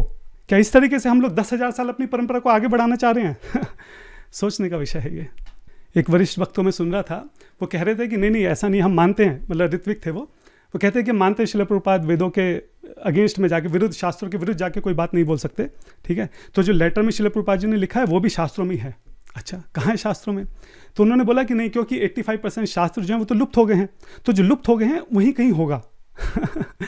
अब सोचिए कि कितना फुद्दू आर्ग्यूमेंट है, मतलब समझ नहीं आता कि हंसना है कि रोना है इस आर्ग्यूमेंट को सुन के। क्या ये आर्ग्यूमेंट जो है हम बाकी संप्रदाय के सामने खड़े होकर देने वाले हैं? कि अपने गुरु के जो सिद्धांत जो उन्होंने बुक्स में दिया है उससे पलट हम एक बात कर रहे हैं, गुरु से अलग एक बात कर रहे हैं, साधुओं की बात तो हम सुनते ही नहीं हैं, और शास्त्रों के साथ कोई प्रमाण नहीं है, इस तरीके से तो आप एक बात सोचिए। हाँ, ऐसे तो प्रभुपाद जी की इतनी बुक्स हैं, उसमें किसी भी लाइन का कोई भी मतलब निकाल लो, और अगर शास्त्रों के विरुद्ध है तो बोल दो कि नहीं जो शास्त्र लुप्त हो गया वहां पे कहीं होगा। इस तरीके से परंपरा बढ़ेगी आगे 10,000 साल तक, ये सोचने का विषय है। मैं आपको फिर से अपनी स्क्रीन पर लेकर चलता हूं, और अब हम जो सेकंड आर्ग्यूमेंट है ऋत्विक्स का कि when I order you become गुरु, जब तक मैं ऑर्डर नहीं दूं आप गुरु मत बनना, और ऑर्डर जो है आपके पास नहीं है उसके ऊपर डिस्कस करते हैं। तो आप देख सकते हैं मैं एक बार फिर से 28 मई की जो कन्वर्सेशन है मैं यहाँ पर हूँ, और जैसे कि हमने पहले डिस्कस किया था कि इस कन्वर्सेशन में बहुत ही क्लैरिटी के साथ श्रील प्रभुपाद जी से पूछा गया कि जब आप हमारे बीच में नहीं रहेंगे, when you are no longer with us, तब इनिशिएशन कैसे दिए जाएंगे। और हमने देखा कि शुरू में थोड़ा कन्फ्यूजन हुआ, लेकिन लास्ट में श्रील प्रभुपाद जी ने बिल्कुल क्रिस्टल क्लियर जो है एकदम कर दिया कि जो आगे मेरे शिष्य हैं वो आगे शिष्य बनाएंगे, डिसाइपल ऑफ माय डिसाइपल, वो जो है रेगुलर गुरु बनेंगे, और जिसका इनिशिएशन होगा वो मेरा ग्रैंड डिसाइपल होगा। कहीं कोई कन्फ्यूजन नहीं है, एकदम क्रिस्टल क्लियर जवाब है। और ऋत्विक भी इस बात को मानते हैं, क्योंकि इसमें ना मानने के लिए कुछ बचा ही नहीं है। लेकिन वो कहते हैं कि यहाँ पे कंडीशन प्रभुपाद जी ने डाल दी कि when I order you become गुरु। ठीक है, आप गुरु बनना, लेकिन तब बनना जब मैं ऑर्डर करूँगा। तो ऑर्डर कहाँ है, आप हमको ऑर्डर दिखाइए, ऑर्डर दिखाएंगे तो हम बिल्कुल आपकी बात मानेंगे। ठीक है, तो ये उनका आर्ग्यूमेंट है। ठीक है, इसके ऊपर बात करेंगे, लेकिन उससे पहले मैं इन जनरल ये बात करना चाह रहा हूँ कि क्या ये सिद्धांतिक है कि बिना गुरु की आज्ञा के उनका जो शिष्य है आगे जाकर कभी शिष्य जो है फर्दर नहीं बना सकता है? क्या इस सिद्धांत के अनुरूप है? एक बार उसको जल्दी से देख लेते हैं। तो अगर हम नेक्टर ऑफ इंस्ट्रक्शन में जाते हैं, जो एक तरह से हमारी फंडामेंटल बुक है, एक तरह से हमारी बाइबल है और हम सब रूपानुगा हैं, तो रूपा गोस्वामी जो है यहाँ पे डेफिनेशंस दे रहे हैं। तो गुरु को कैसा होना चाहिए, उसकी 6 कंडीशन वो यहाँ पे देते हैं। फेमस वर्स है, वाचो वेगम मनसा क्रोध वेगम। तो इन 6 कंडीशंस में कहीं भी रूपा गोस्वामी तो ऐसा नहीं बता रहे हैं कि जब तक गुरु की आज्ञा ना हो शिष्य को अपनाने की, एक्सेप्ट करने की, गुरु जो है आगे शिष्य नहीं बना सकता है। ऐसे तो कोई यहाँ पे कंडीशन रूपा गोस्वामी नहीं दे रहे हैं। अच्छा, अब एक बार देखते हैं कि चैतन्य महाप्रभु क्या कहते हैं। चैतन्य महाप्रभु स्वयं इस बात को बोल रहे हैं कि कीबा विप्रा कीबा न्यासी शुद्ध केने नाया, यही कृष्ण तत्ववेता सही गुरु होया। जो कृष्ण के तत्व को जानता है, जो क्वालिफाइड है, वो गुरु बन सकता है। कहीं पे भी ऐसा नहीं बोला कि नहीं गुरु की आज्ञा की जरूरत है, बिना गुरु की आज्ञा के आगे जो है तुम गुरु नहीं बन सकते, आगे जो है तुम डिसाइपल्स नहीं बना सकते। अच्छा, अब एक बार देख लेते हैं कि श्रील प्रभुपाद जी के इस बारे में क्या कहना है। तो श्रील प्रभुपाद जी का लेटर है 2 दिसंबर 1975 का। इसमें ये लॉ ऑफ डिसिप्लिक सक्सेशन बता रहे हैं, मतलब डेफिनेशन बता रहे हैं। ठीक है, लॉ का मतलब कि फुल फाइनल डेफिनेशन है, ऐसा नहीं कि छोटा मोटा कुछ इंडिकेशन दिया है, पूरे डेफिनेशन बता रहे हैं कि यहाँ पे क्या है। क्या बोल रहे हैं, keep trained up very rigidly and then you are bona fide guru. अगर आप क्वालिफाइड हैं तो आप गुरु बन सकते हैं। You can accept disciples in the same principle. क्या प्रिंसिपल है? क्वालिफिकेशन। जो प्रिंसिपल यहाँ पे चैतन्य महाप्रभु ने बोला क्वालिफिकेशन, जो प्रिंसिपल यहाँ पे रूपा गोस्वामी ने बोला क्वालिफिकेशन, वही जो कंडीशन है यहाँ पे श्रील प्रभुपाद जी बोल रहे हैं, वही प्रिंसिपल यहाँ पे वो बोल रहे हैं कि जो क्वालिफिकेशन है अगर वो है तो आप गुरु बन सकते हैं। लेकिन प्रभुपाद जी कह रहे हैं लेकिन as a matter of etiquettes. लेकिन एटिकेट्स क्या हैं? ठीक है, कस्टम क्या है कि जब तक आपका स्पिरिचुअल मास्टर है तब तक आपको डिसाइपल्स नहीं बनाने चाहिए। अगर स्पिरिचुअल मास्टर की एब्सेंस में या फिर वो डिसअपेयर हो जाए, you can accept disciples without any limitation. कोई लिमिटेशन नहीं है, उसके बाद कोई रूल्स रेगुलेशन नहीं है, कोई कंडीशंस नहीं है। बिना किसी लिमिटेशन के अगर स्पिरिचुअल मास्टर डिसअपेयर हो जाता है तो आप जो है शिष्यों को एक्सेप्ट कर सकते हैं। And this is the law of disciplic succession. ठीक है, इतना क्लियरली यहाँ पे प्रभुपाद जी बोल रहे हैं। और बाद में बोलते हैं, I want to see my disciples become bona fide spiritual master and spread Krishna consciousness very widely and that will make me and Krishna very happy। तो यहाँ पे प्रभुपाद जी फिर से बता रहे हैं कि मैं चाहता हूँ कि मेरे सारे शिष्य जो हैं वो बोनाफाइड स्पिरिचुअल मास्टर बने। तो हमने देखा कि शास्त्रों के आधार पे श्रील प्रभुपाद जी ने जो डेफिनेशन दी, उन सब के आधार पे कहीं पे भी जनरली ऐसा नहीं आता है कि ऑर्डर की जरूरत है। मैंने यहाँ पे कुछ और भी रेफरेंसेस निकाले थे, आप मेरे स्क्रीन पर देख सकते हैं। बहुत सारे, मैं सारे तो नहीं पढ़ूंगा, आप स्क्रीन रोक के यहाँ पे पढ़ सकते हैं। मैं जस्ट आपको एक इंडिकेशन यहाँ पे देना चाह रहा हूँ। जैसे कि ये लॉस एंजलिस में 3 जनवरी 1969 में प्रभुपाद जी ने क्या बोला, all of my disciples will be allowed to initiate and increase the number of generation. Whoever is initiated he is competent to make disciple. If one is conversant in the science of Krishna he can become diksha guru. Anyone who is qualified can initiate disciple. और उसके बाद ये सारे reference हैं, आप screen रोक के पढ़ सकते हैं। लास्ट वाला बड़ा इंटरेस्टिंग है। Just like I have got many disciples so in the future these disciples may have many branches of disciplic succession. कितने सारे रेफरेंस है, कहीं पे भी प्रभुपाद जी ने नहीं बोला कि जो गुरु है उसके ऑर्डर की, उसकी आज्ञा की जरूरत है। तो फिर ये अचानक से यहाँ पे प्रभुपाद जी ने ऐसा क्यों बोलना शुरू कर दिया कि व्हेन आई ऑर्डर? क्या हुआ? इसके पीछे की एक स्टोरी है, और स्टोरी ये है कि शिला प्रभुपाद जी जो हैं वो कई बार अपने डिसाइपल्स को बोला करते थे कि मैं चाहता हूँ कि आगे जाकर तुम गुरु बनो, मैं चाहता हूँ कि आगे जाकर जो है तुम खूब सारे डिसाइपल्स को एक्सेप्ट करो। हाँ, तो इसी तरह की बात उन्होंने कीर्तनानंद स्वामी जी से भी बोली थी। वो उनके सबसे पहले अमेरिकन शिष्य थे, प्रभुपाद जी की बहुत सेवा करी उन्होंने शुरू में। तो बाद में शिला प्रभुपाद जी से वो कम्युनिकेट नहीं कर पा रहे थे, प्रभुपाद जी बीमार थे, और पहले आज की तरह कम्युनिकेशन नहीं था कि व्हाट्सएप की तरह फटाक से मैसेज भेज दिया, एकदम से वीडियो कॉल ऑडियो कॉल कर दिया, ऐसा नहीं था। तो प्रभुपाद जी से क्योंकि कम्युनिकेशन नहीं हो पा रहा था, उनके पास बहुत सारे ऐसे डिवोटीज थे जिनका इनिशिएशन पेंडिंग था, और प्रभुपाद जी उनको पहले बोल चुके थे कि तुम आगे इनिशिएशन देना। तो उन्होंने क्या गलती करी कि बिना प्रभुपाद जी की आज्ञा लिए उन्होंने डायरेक्ट आगे इनिशिएशन देना शुरू कर दिया। अब जब शिला प्रभुपाद जी को इस बारे में पता चला तो उनको बड़ा गुस्सा भी आया, और वो उन्होंने ऑब्जेक्ट भी करा। उन्होंने इमीडिएटली कीर्तनानंद स्वामी को लिखा कि ये सही नहीं है, ऐसे नहीं होता है, जब तक आपका गुरु प्रेजेंट है आप जो है आगे दीक्षा नहीं दे सकते हैं। हाँ, फिर इसी तरह के एक दो केस और भी आए। तो जब ये चीज़ें हुई तब वहाँ से प्रभुपाद जी ने इस बात के ऊपर एम्फेसिस करना शुरू किया कि व्हेन आई ऑर्डर, तुम गुरु बनना, मैं चाहता हूँ तुम गुरु बनो, मैं चाहता हूँ तुम आगे डिसाइपल्स एक्सेप्ट करो, बट व्हेन आई ऑर्डर, अभी रुक जाओ। क्यों? क्योंकि फॉर्मेलिटी है ये कि जब तक आपका गुरु इस धरती पर है आपको शिष्यों को नहीं अपनाना चाहिए। इसलिए प्रभुपाद जी यहाँ पे बोलते थे कि व्हेन आई ऑर्डर, ठीक है आप गुरु बनना मैं चाहता हूँ, लेकिन रुक जाओ अभी, जब मैं बोलूँ तब, व्हेन आई ऑर्डर। इस लेटर में भी अगर आप देखें तो प्रभुपाद जी ऊपर साफ साफ बोल रहे हैं दिस इज अ फॉर्मेलिटी।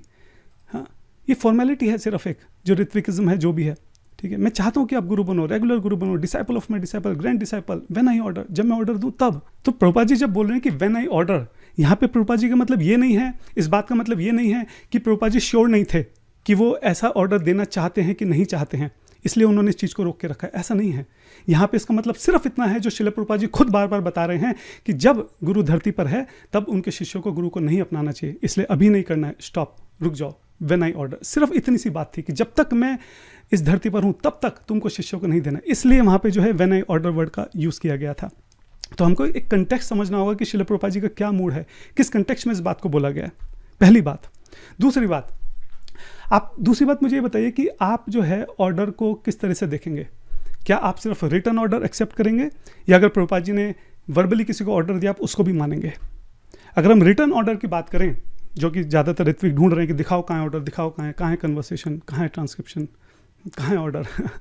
अगर हम रिटन ऑर्डर की बात करें कि ऐसा कोई फॉर्मल ऑर्डर लेटर, ऐसा कोई लेटर जहाँ फॉर्मली शिला प्रभुपाद जी जो हैं अपना ऑर्डर दे रहे हैं अपने डिसाइपल्स को कि आज से अभी से मैं तुम्हें ऑर्डर देता हूँ, या इस डिसाइपल को मैं ऑर्डर देता हूँ, अगर ऐसा कोई लेटर ढूंढ रहे हैं ऋत्विक जो हैं, तो मेरा प्रश्न यहाँ पे ये है कि ऐसा लेटर तो शिला प्रभुपाद जी के पास भी नहीं था, क्योंकि ऑर्डर जो है हमारी जो परंपरा रही है वो कभी रिटर्न में नहीं दिए जाते हैं। हमने वो ऑडियो टेप सुना है जिसमें भक्ति सिद्धांत शिला प्रभुपाद जी बोल रहे हैं कि भक्ति सिद्धांत महाराज जी ने उनको ऑर्डर दिया था कि वो आगे दीक्षा दे सकें, लेकिन ये वर्बल है, कहीं रिटर्न में नहीं है। आप दिखाइए कि कोई ऐसा लेटर जहाँ रिटर्न में भक्ति सिद्धांत सरस्वती महाराज ने दिया हो शिला प्रभुपाद जी को ऑर्डर।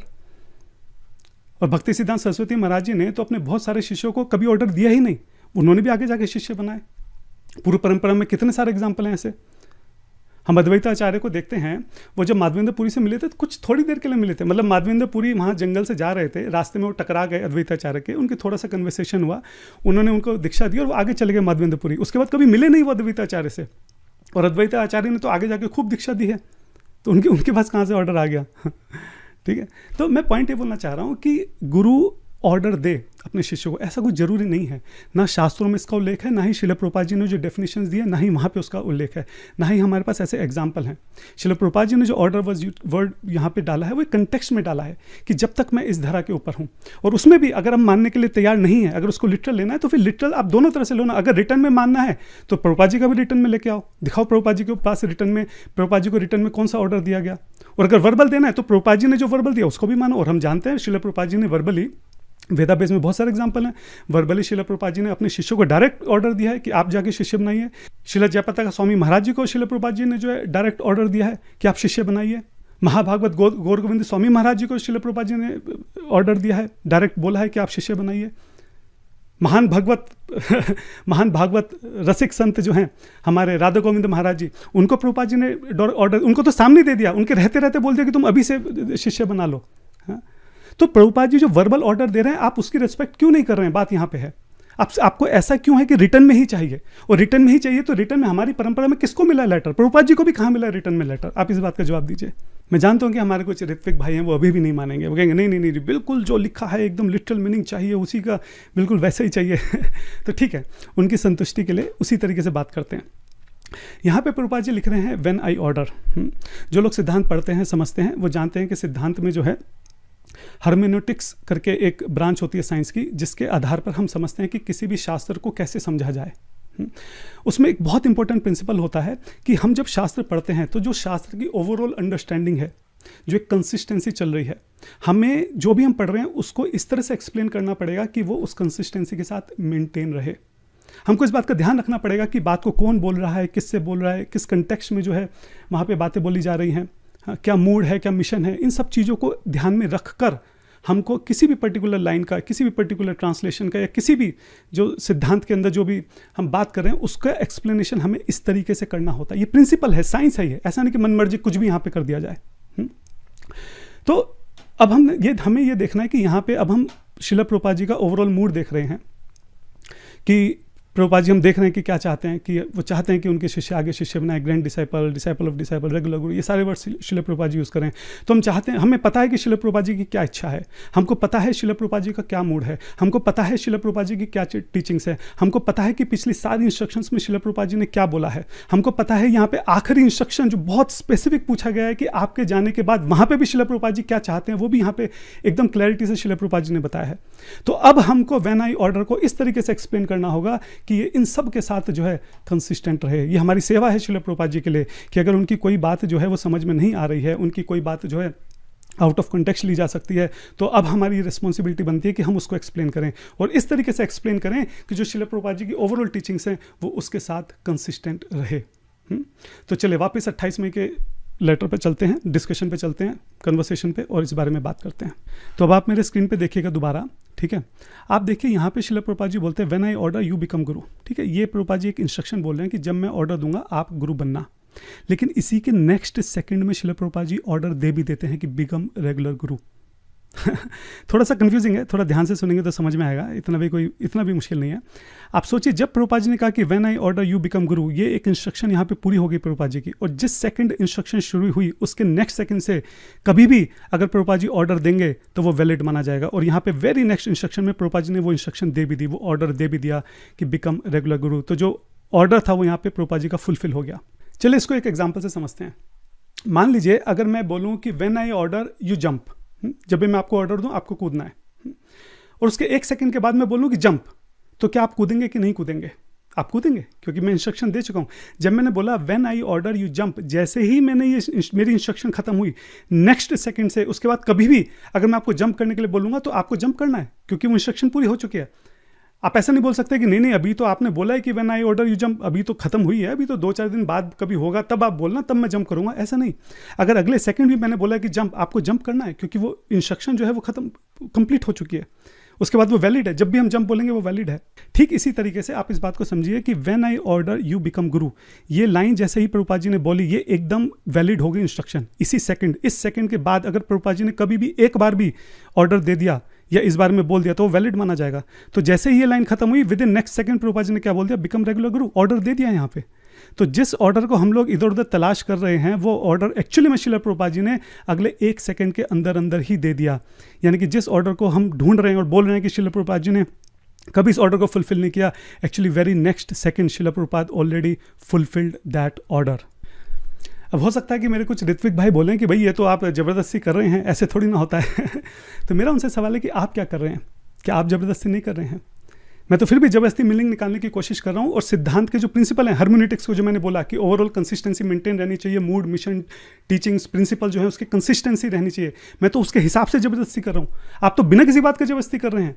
आधा शब्द यहाँ से तोड़ के, आधा वहाँ से तोड़ के, ग्रामेटिकल करके, इधर उधर की बातें जोड़ के, किसी का कुछ भी मतलब निकाल के, जबरदस्ती के इन्फ्रेंस निकाल के, इतना उसको एग्जैचुरेट करके, हाँ, ऐसा मतलब निकाल लेना जो पूरा शास्त्रों के विरुद्ध है, श्रील प्रभुपाद जी की टीचिंग से विरुद्ध है। आप तो ये जबरदस्ती कर रहे हैं। मैं तो फिर भी सिर्फ इतनी सी जबरदस्ती कर रहा हूँ कि ठीक है, जबरदस्ती करके अगर प्रभुपाद जी की टीचिंग्स की कंसिस्टेंसी में कोई बात बोली जा सकती है तो क्यों ना बोली जाए। तो ये बात को विचार करना है। तो मैंने जैसे आपको बताया कि श्रील प्रभुपाद जी जो थे वो हमेशा से चाहते थे कि उनके शिष्य जो हैं वो आगे जाके गुरु बने, आगे जाके डिसाइपल्स बनाए और ये परंपरा हमेशा चलती रहे। श्रील प्रभुपाद जी की बुक्स में, उनकी कन्वर्सेशन में, उनके लेटर्स में, उनके इंटरव्यूज़ में, डिस्कशन में भरे पड़े हैं रेफरेंसेस, भरे पड़े हैं। सौ ऐसे रेफरेंसेस हैं जिसमें श्रील प्रभुपाद जी बहुत क्लैरिटी के साथ एक्सप्रेस कर रहे हैं कि उनकी क्या डिज़ायर है, उनका क्या मूड है, उनका क्या विजन है इस इस्कॉन को लेकर।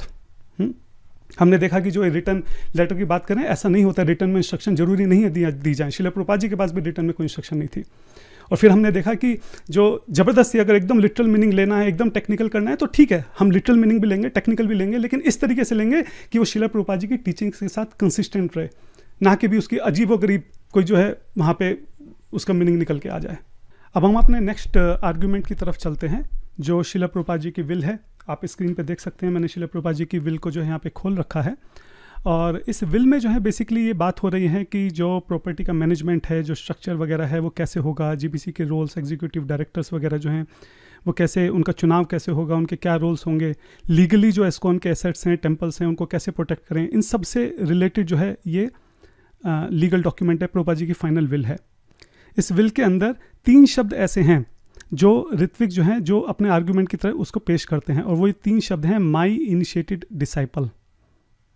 ठीक है, प्रॉब्लम यहाँ पे ये है कि ये विल लिखी हुई है भविष्य के लिए, और इस भविष्य के विल में जो प्रभुपाद जी के जाने के बाद बेसिकली जिसका महत्व है, वहाँ पे लिख दिया कि माई इनिशिएटेड डिसाइपल। अब जो प्रभुपाद जी के डिसाइपल्स हैं वो कभी ना कभी तो एक समय आएगा कि जब वो इस धरती पर नहीं रहेंगे, 100 साल 150 साल, कभी तो ऐसा समय आएगा।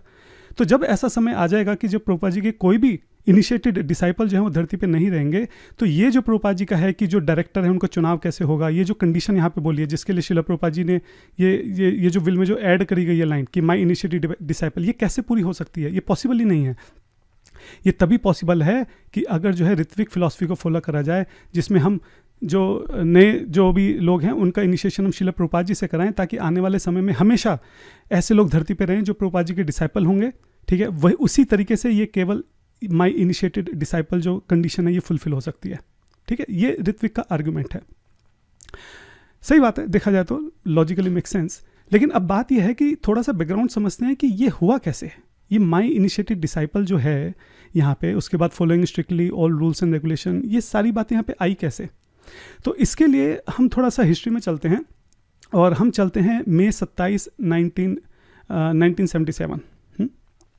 जब हम वृंदावन में थे, मतलब जब श्रील प्रभुपाद जी उनके डिसाइपल जो हैं वो वृंदावन में थे, और गिरिराज महाराज जी जो हैं वो इस विल को ड्राफ्ट कर रहे थे। तो जो मंदिर का डायरेक्टर है उसका चुनाव कैसा हो, तो उसके लिए अलग अलग नाम सजेस्ट कर रहे थे। तो वहाँ पे एक विश्वम्बर दयाल जी करके थे जिनका नाम सजेस्ट किया गया, जिनको भगत जी भी कहा जाता था। ठीक है, लेकिन प्रॉब्लम ये थी कि जो विश्वम्बर दयाल जी थे ये श्रील प्रभुपाद जी के डिसाइपल नहीं थे। मतलब ये इसको उनको फेवर करते थे, डोनेशन देते थे, श्रील प्रभुपाद जी को हेल्प करते थे, लेकिन ये डिसाइपल नहीं थे श्रील प्रभुपाद जी के। ठीक है, तो उनके नाम के ऊपर चर्चा हो रही थी। श्रील प्रभुपाद जी भी चाहते थे कि हाँ वो क्वालिफाइड हैं, कॉम्पिटेंट हैं, वो चाहते थे कि वो डायरेक्टर बने, लेकिन क्योंकि वो उनके इनिशिएटेड डिसाइपल नहीं है तो श्रील प्रभुपाद जी को वहाँ पर प्रॉब्लम थी। तो श्रील प्रभुपाद जी ने वहाँ पे बोला कि एक्चुअली इस बात का ध्यान रखना है कि डायरेक्टर वही बनेगा one who is my initiated disciple. ऐसे आप किसी को डायरेक्टर मत बना देना। One who is my initiated disciple and one who strictly follow rules and regulation. अब ये बात जो है गिरिराज महाराज जी वहाँ खड़े हुए थे और वो कान लगाकर सुन रहे थे। उन्होंने सुन लिया कि प्रभुपाद जी ने क्या बोला कि my initiated disciple, rules and regulation. और अगले दिन, यानी अगले दिन मतलब 2-3 दिन के बाद 2 जून 1977 को जब उन्होंने विल ड्राफ्ट करी, उन्होंने यहाँ पे लिख दिया माई इनिशिएटेड डिसाइपल। और यहाँ पे आगे जैसे श्रील प्रभुपाद जी ने बोला था कि रूल्स एंड रेगुलेशन फॉलो होने चाहिए, सेम चीज़ जो है उन्होंने यहाँ पे उठा के डाल दी कि रूल्स एंड रेगुलेशन फॉलो होने चाहिए और माई इनिशिएटेड डिसाइपल। अब देखा जाए तो बहुत बड़ा टेक्निकल एरर है, क्योंकि जो विल है ये श्रील प्रभुपाद जी के जाने के बाद के लिए है। ठीक है, और तो ये टेक्निकली इनवैलिड होगी बात। तो जब गिरिराज महाराज जी से इस बारे में पूछा गया कि आपने ऐसा कैसे किया, तो महाराज जी एक्सेप्ट करते हैं कि हाँ उनसे गलती हो गई। वो कहते हैं कि जब वो रिट्रोस्पेक्ट करते हैं तो वो बोलते हैं कि समहाउ हमारा माइंड ऐसा ट्यून था कि हमारा श्रील प्रभुपाद जी के बिना कोई अस्तित्व ही नहीं था। हम जानते हुए भी कि ये विल लिख रहे हैं जो कि श्रील प्रभुपाद जी के जाने के बाद की है, तब भी हम लोग, हमारा दिमाग जो था वो इस तरह से काम ही नहीं करता था कि श्रील प्रभुपाद जी के जाने के बाद क्या होगा। और सर्टेनली उस वक्त हमने ये नहीं सोचा कि हम 150 साल के बाद क्या होगा। सर्टेनली हमको ये नहीं पता था कि आने वाले समय में ये ऋत्विक और ये सारी जो है इतनी बड़ी प्रॉब्लम्स क्रिएट हो जाएंगी और मेरे लिखे गए ये 2-3 वर्ड्स की वजह से इतना बड़ा बवंडर खड़ा हो जाएगा। उस वक्त मैं ये सब नहीं सोच पाया। आप एक बात सोचिए कि यहाँ पे जिन लोगों के बारे में बात कर रहे हैं, फॉर एग्जांपल गिरिराज महाराज हैं, प्रभुपाद जी के और भी जो डिसाइपल्स हैं, ऐसा नहीं है कि कोई 50-60 साल के बहुत एक्सपीरियंस लोग थे। हाँ, ऐसा नहीं था कि ये कोई लीगल एक्सपर्ट लोग थे। ये सब लोग अपनी पूरी क्षमता से, पूरी ताकत के साथ प्रभुपाद जी की पूरी शरणागति लेकर उनकी सेवा करने का प्रयास कर रहे थे। जो भी शिला प्रभुपाद जी उनको काम बोलते थे, वो ये नहीं बोलते थे कि हम भाई ये तो हमारी एक्सपर्टीज़ नहीं है, ये तो हमको आता नहीं है, ये तो हमसे होगा नहीं। ऐसा नहीं, जो भी शिला प्रभुपाद जी ने बोला आगे से बढ़कर पूरा कूद पड़ते थे उसमें। लीगल डॉक्यूमेंट लिखने के लिए बोला, लिख दिया लीगल डॉक्यूमेंट। ऐसा नहीं है कि उस वक्त कोई चैट जीपीटी था या उस वक्त कोई और तरीका था कि कहीं कि गूगल पे जाके वो सर्च करने की इसके लिए क्या लिखना है। उस वक्त जो उन्होंने शिला प्रभुपाद जी के मुंह से सुना एज इट इज़ उन्होंने यहाँ पे लिख दिया। और ये थोड़ा सा अनफॉर्चुनेट है कि शिला प्रभुपाद जी ने उस वक्त जैसे बोला कि माई इनिशिएटेड डिसाइपल, वो सेम चीज़ आकर इन्होंने यहाँ पे लिख दी कि माई इनिशिएटेड डिसाइपल, और इससे पूरा मीनिंग जो है वो इस लाइन का यहाँ पे चेंज हो जाता है। तो ये बैकग्राउंड स्टोरी है कि ये माई इनिशिएटेड डिसाइपल, ये 3 वर्ड यहाँ पर कैसे आ गए। अब आप एक बात और समझिए कि ये जो विल है शिला प्रभुपाद जी की, ये पूरा डॉक्यूमेंट जो है, इस पूरे डॉक्यूमेंट में डिस्कशन हुआ है कि प्रॉपर्टी का जो है कैसे रख रखाव करा जाएगा। हाँ, प्रॉपर्टी के जो आगे सक्सेशन है वो कैसे डिसाइड होंगे, डायरेक्टर्स कैसे डिसाइड होंगे, ट्रस्टीज़ कैसे होंगे, जीबीसी का स्ट्रक्चर कैसे होगा, टेंपल की जो मेंटेनेंस है, जो इंस्ट्रक्शन है वो कैसे यहाँ पे मेंटेन कैसे करे जाएंगे लीगली। मतलब इस पूरे डॉक्यूमेंट में कहीं पर भी शिला प्रभुपाद जी जो है वो फिलोसफिकल बात नहीं कर रहे हैं। कहीं पर भी शिला प्रभुपाद जी ने ये नहीं बोला, एक बार भी नहीं बोला कि the ritvik system shall continue, all future initiates shall be mine alone.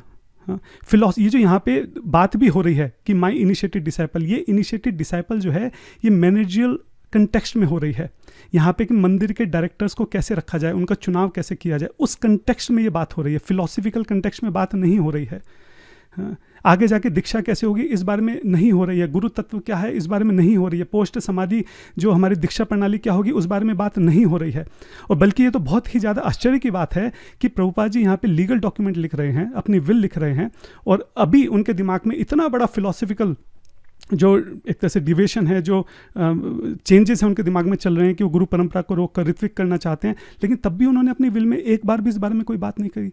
एक बार भी उन्होंने बोला नहीं कि मैं यहाँ चाहता हूँ कि यहाँ से ऋत्विक सिस्टम जो है वो कंटिन्यू हो। मेरे डिपार्चर के बाद जो है मैं चाहता हूँ कि जितने भी भविष्य के डिसाइपल हैं वो सारे मेरे डिसाइपल कहे जाएं। एक बार भी उन्होंने जरूरी नहीं समझा कि जब ये विल लिखी जा रही है तो यहाँ पे इस तरह की कोई बात जो है मेंशन करी जाए।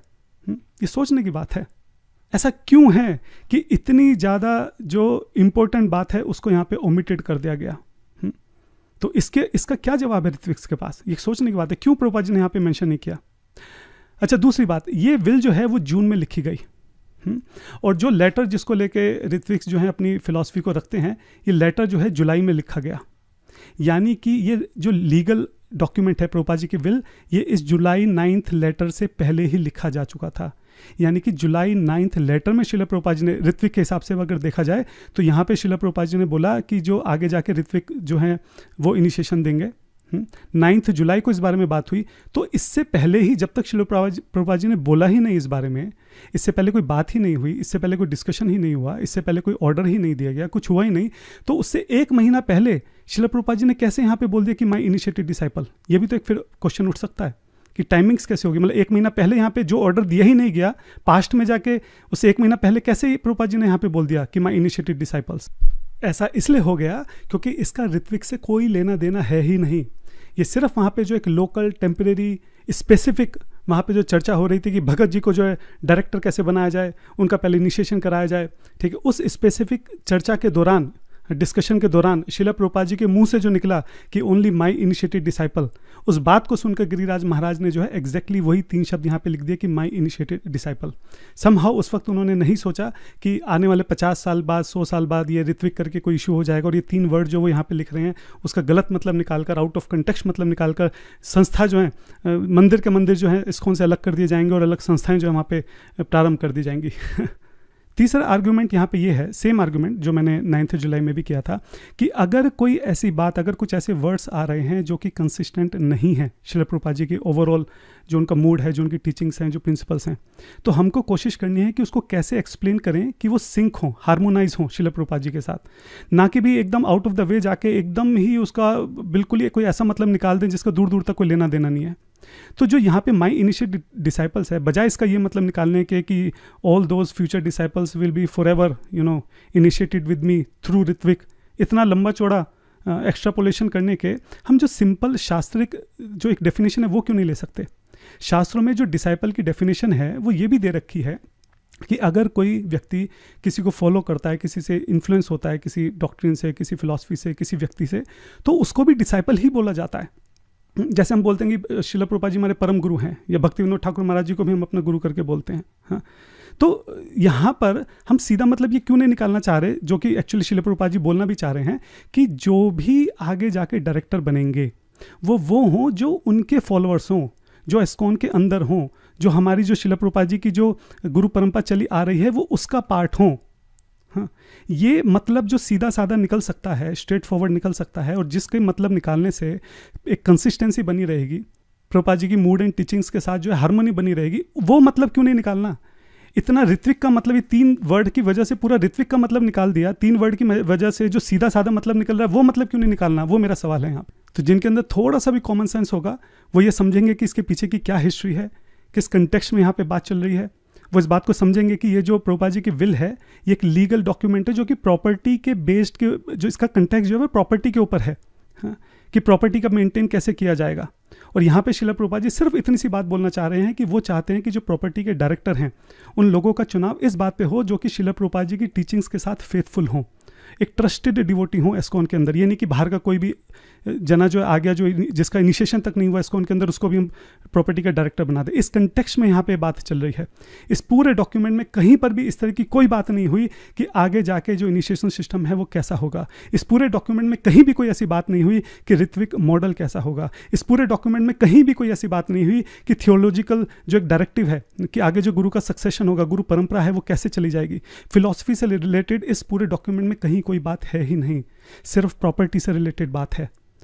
तो मेरी रिक्वेस्ट है हमारे ऋत्विक भाइयों से कि जो हिस्ट्री है उसको समझते हुए, जो कंटेक्स्ट है उसको समझते हुए, जो श्रील प्रभुपाद जी का मूड है, टीचिंग्स हैं, जो जिस संदर्भ में यहाँ पे बात हो रही है, जिसने ये लीगल डॉक्यूमेंट जो है ड्राफ्ट किया है, परम पूज्य गिरिराज स्वामी महाराज जी, उनकी बात को सुनते हुए, ये समझते हुए कि वो उस वक्त केवल 20-22 साल के रहे होंगे, ये समझते हुए कि वो कोई लीगल एक्सपर्ट नहीं थे, ये समझते हुए कि वो मान रहे हैं कि हाँ ये ड्राफ्ट करने में 3 वर्ड्स जो हैं उन्होंने लिखे बिना इस बात के ऊपर विचार किए कि आज से 100-150 साल के बाद या 50-100 साल के बाद जो ऋत्विक जैसा ऐसा कोई इशू वहाँ पे खड़ा हो जाएगा।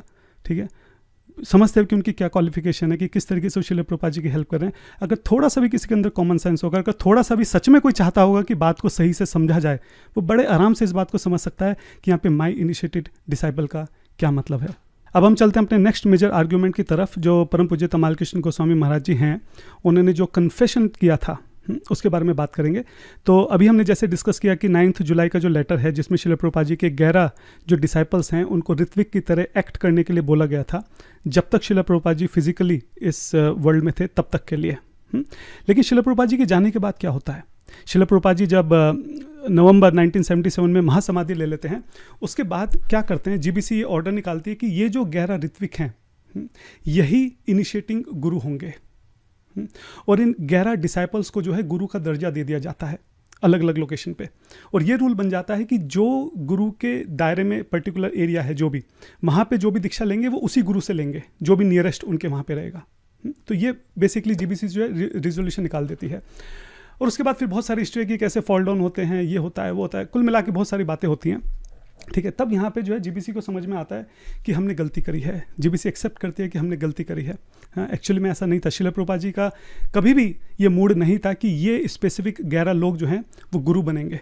श्रील प्रभुपाद जी ने हमेशा एक ही बात बोली है कि जो क्वालिफाइड होगा वो गुरु बनेगा। शास्त्रों में एक ही बात लिखी हुई है कि जो क्वालिफाइड है वही गुरु बनेगा। चैतन्य महाप्रभु ने यही बात बोली है कि जो क्वालिफाइड है वही गुरु बनेगा। गुरु जो है वो क्वालिफिकेशन के ऊपर है। गुरु जो है किसी को स्पेसिफिक बोल के नहीं कि केवल यही गुरु बन सकता है।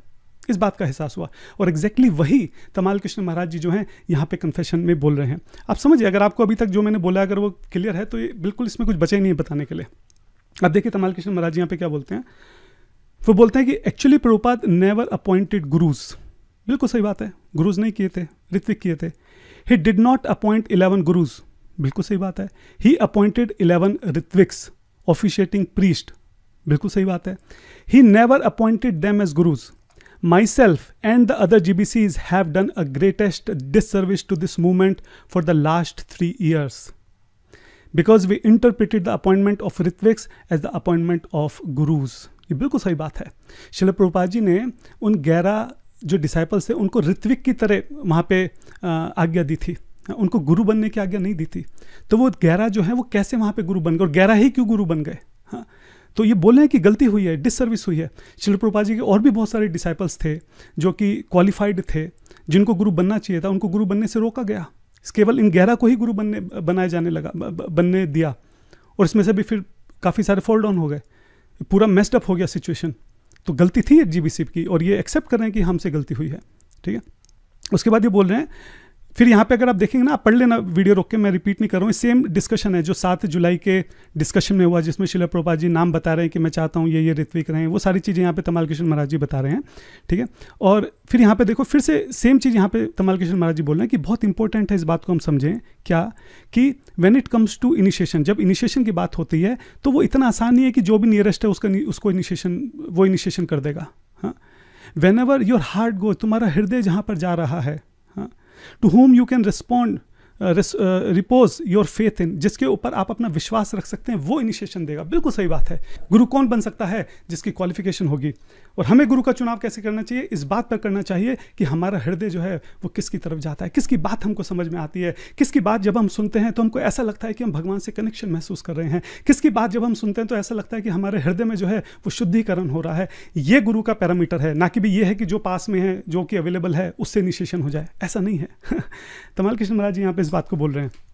फिर वो कहते हैं, if it had been more than that, अगर ये ऑफिशिएटिंग आचार्य जो प्रीस्ट यहाँ पे बनाए गए, अगर ये उससे ज़्यादा कुछ भी होते, अगर श्रील प्रभुपाद जी उस वक्त उनके मन में कुछ भी ऐसी बात होती जो ऋत्विक बनाने से ज़्यादा होती, हाँ, you can bet bottom dollar, your bottom dollar that Srila Prabhupada would have spoken for days and hours and weeks on end about how to set up this thing with the gurus. यही बात मैं पूरी video में बार बार यहाँ पे दोहरा कर बोल रहा हूँ कि अगर इतना बड़ा चेंज श्रील प्रभुपाद जी को करना होता, तमाल कृष्ण महाराज जी यहाँ पे वही बात बोल रहे हैं कि वो इतनी आसानी से नहीं होता। श्रील प्रभुपाद जी जो है घंटों घंटों, दिनों तक, हफ्तों तक उस बारे में बात करते, क्लैरिटी के साथ जो है वहाँ पर अपनी आज्ञा देते, चीज़ों को क्लियर करते, उसको रिकॉर्ड करते, साइन करते डॉक्यूमेंट्स के ऊपर प्रॉपरली कि इतना बड़ा सिद्धांत वहाँ पे बदलने जा रहे हैं। बट ही डिड नॉट, लेकिन उन्होंने ऐसा कुछ भी नहीं किया। क्यों नहीं किया? क्योंकि गुरु कैसा होगा, कौन होगा, ये बात वो ऑलरेडी मिलियंस ऑफ टाइम्स बता चुके हैं, पहले ही वो बता चुके हैं, इसलिए जरूरत ही नहीं है बताने की। ही सेड, श्रील प्रभुपाद जी ने क्या बोला? My guru Maharaj did not appoint anyone, it is by qualification. We made a great mistake. Srila Prabhupada ji ने बोला कि क्वालिफिकेशन के ऊपर डिपेंड करता है कि कौन गुरु बनेगा, और हमने श्रील प्रभुपाद जी की इस बात को ठीक से नहीं समझा। हमने श्रील प्रभुपाद जी ने जो 11 ऋत्विक बनाए थे, बाद में उन्हीं को केवल 11 गुरु बना दिया, ये गलती थी। हम श्रील प्रभुपाद जी की इंस्ट्रक्शन को ठीक से नहीं समझ पाए, ठीक से नहीं इम्प्लीमेंट कर पाए, और शायद वो भी एक कारण था कि मूवमेंट पे इतना बड़ा केओस जो है उस वक्त क्रिएट हो गया, कितने फॉल डाउन हुए, कितने बड़े इश्यूज़ हुए। और ये बोलते हैं कि हमारी, तमाल कृष्ण महाराज जी बोल रहे हैं कि हम मानता हूँ कि हमारी बहुत बड़ी गलती थी, it was our mistake, it was our terrible mistake. अंत में वो इतनी बात बोलते हैं कि you can not show me anything on the tape or in writing where Srila Prabhupada says, I appoint these 11 as guru. It does not exist because he never appointed any gurus. This is a myth. बिल्कुल clear है। तो इसमें तो कुछ clarify करने की जरूरत भी नहीं है, क्योंकि अभी तक वीडियो में जो हमने देखा है, जो हमने एविडेंस देखे हैं, जो हमारी अंडरस्टैंडिंग बनी है, ये बिल्कुल उसके साथ सिंकअप है। ये तो उस बात को कंफर्म कर रही है एक्चुअली में, जो तमाल कृष्ण महाराज का कन्फेशन है कि श्रील प्रभुपाद जी ने कभी भी किन्हीं 11 गुरु का जो है चुनाव नहीं किया था। श्रील प्रभुपाद जी ने इसको ओपन एंड छोड़ा था। वो चाहते थे कि उनके सभी शिष्य जो है वो आगे जाके गुरु बने और क्वालिफिकेशन के बेस पर बने। तो इसी बात को तमाल कृष्ण महाराज जी यहाँ पे कन्फेस कर रहे हैं। तो मेरे ख्याल से इसमें कुछ ज़्यादा एविडेंस देने की या कुछ ज़्यादा लॉजिकली एक्सप्लेन करने की ज़रूरत ही नहीं बची है। ठीक है, इससे पहले हम लोग जो बेंगलोर का केस है उस पर आएँ, या फिर जो पीस प्रपोजल है उस पर आएँ, और देखें कि डिवोटीज़ को वहाँ पे भी कैसे बेवकूफ़ बनाया जा रहा है। थोड़ा सा कंक्लूड कर लेते हैं। बहुत सारी हमने यहाँ पे बातें डिस्कस की हैं जो डिवोटीज़ अभी तक बने हुए हैं इतनी टेक्निकल वीडियो में। Just congratulate yourself, thank you for your faithfulness to Srila Prabhupada that you want to know all these details. तो जल्दी से मैं यहाँ पे कंक्लूड कर देता हूँ जो अभी तक हमने डिस्कस किया है, कि ऋत्विक फिलॉसफी जो है वो सेल्फ मेड है, वो सेल्फ डिक्लेयर्ड है।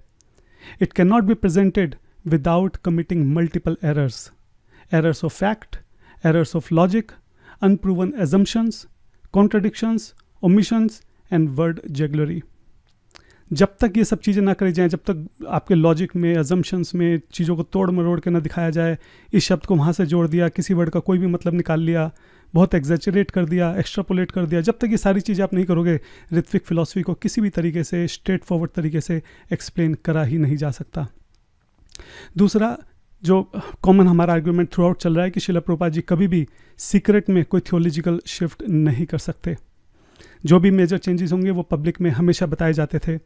हाँ, अगर दीक्षा या ऋत्विक फॉरएवर प्रभुपाद जी को करना था, उसके ऊपर कोई एक्सप्लेनेशन नहीं है, कोई लेक्चर नहीं है, कोई डॉक्यूमेंट नहीं है, फ्यूचर में कैसा होगा उस बारे में कुछ नहीं पता। गुरु साधु शास्त्र से कोई लेना देना नहीं। गुरु का तो हमने देखा श्रील प्रभुपाद जी की कैसे जो कंसिस्टेंट इंस्ट्रक्शंस चल रही हैं उसके विपरीत जाकर वर्ड्स को, जैसे मैंने बोला कि एक्स्ट्रापोलेट कर ज़बरदस्ती उसका मतलब यहाँ पे निकाला गया है।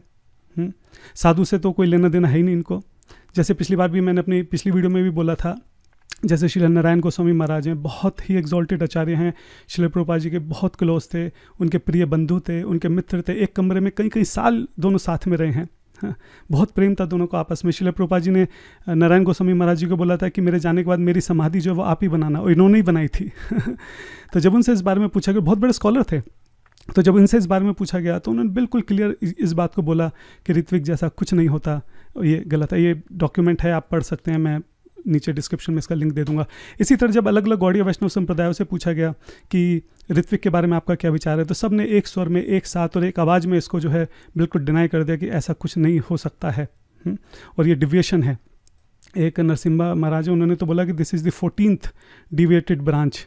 तो उन्होंने तो ये तक कहा है कि जो ऋत्विकवाद है ये सहजियावाद है, 14th सहजियावाद है, क्योंकि अपने मन मुखी अपनी मर्जी से कुछ भी करे जा रहे हैं, जिनका शास्त्रों में और कहीं पे किसी भी तरह का कोई सपोर्ट नहीं है। तो गुरु की इंस्ट्रक्शन को बदल दिया गया है। साधु से कोई लेना देना नहीं है, शास्त्रों से कोई लेना देना नहीं है। मैंने आपको बताया कैसे कैसे लॉजिक ये दे रहे हैं। मैंने आपको पहले बताया कि किस तरह के आर्गूमेंट्स हैं इनके, कि 85% शास्त्र जो लुप्त हो गया उसमें कहीं ना कहीं होगा। तो इस तरह के फुद्दू लॉजिक के साथ जो है ये ऋत्विक जो फिलॉसफी है उसको आगे ले जाना चाहते हैं। ठीक है, उसके बाद नेक्स्ट ये है कि अच्छा आप ये देखिए कि जो ये वर्ड्स यूज़ करते हैं कि ऋत्विक गुरु, ऋत्विक सिस्टम, ऑफिशिएटिंग आचार्य सिस्टम, ये कहीं वर्ड्स श्रील प्रभुपाद जी ने यूज़ करे ही नहीं। ये सब खुद के बनाए हुए वर्ड्स हैं। श्रील प्रभुपाद जी ने ऋत्विक वर्ड का जो यूज़ है कभी थियोलॉजिकल सेंस में करा ही नहीं, हमेशा मैनेजरियल सेंस में करा है। हमेशा एक टेम्परेरी सोल्यूशन रहा है वो श्रील प्रभुपाद जी के अनअवेलेबल होने का, या तो टाइम की वजह से या उनकी हेल्थ की वजह से। ये ऋत्विक गुरु, ऋत्विक सिस्टम ऐसा कुछ नहीं, ये सब अपने मनगढ़ंत जो है वर्ड्स जो हैं इनके बनाए हुए हैं। और शास्त्र जो हैं, जैसे मैंने बोला कि वो लिविंग गुरु के बारे में बात करते हैं। भगवद गीता 3.4.34 फेमस वर्स है, उसमें भगवान श्री कृष्ण जो हैं बिल्कुल एक प्रेजेंट टेंस में इस बात को बोलते हैं कि अपने गुरु के पास जाओ, उनकी सेवा करो, उनसे इंक्वायर करो। हाँ, तो ये प्रेजेंट टेंस है। जब गुरु ही आपके प्रेजेंट लिविंग गुरु ही नहीं है, आप कैसे इन भगवद गीता की इन इंस्ट्रक्शंस को फॉलो करेंगे? तो इस तरीके से खैर बहुत सारे आर्गूमेंट्स हैं। मैं यहाँ पे जस्ट एक कंक्लूड करना चाह रहा था कि किस तरह से ऋत्विक फिलॉसफी जो है वो पूरी तरह से सेल्फ मेड और सेल्फ क्रिएटेड फिलॉसफी है।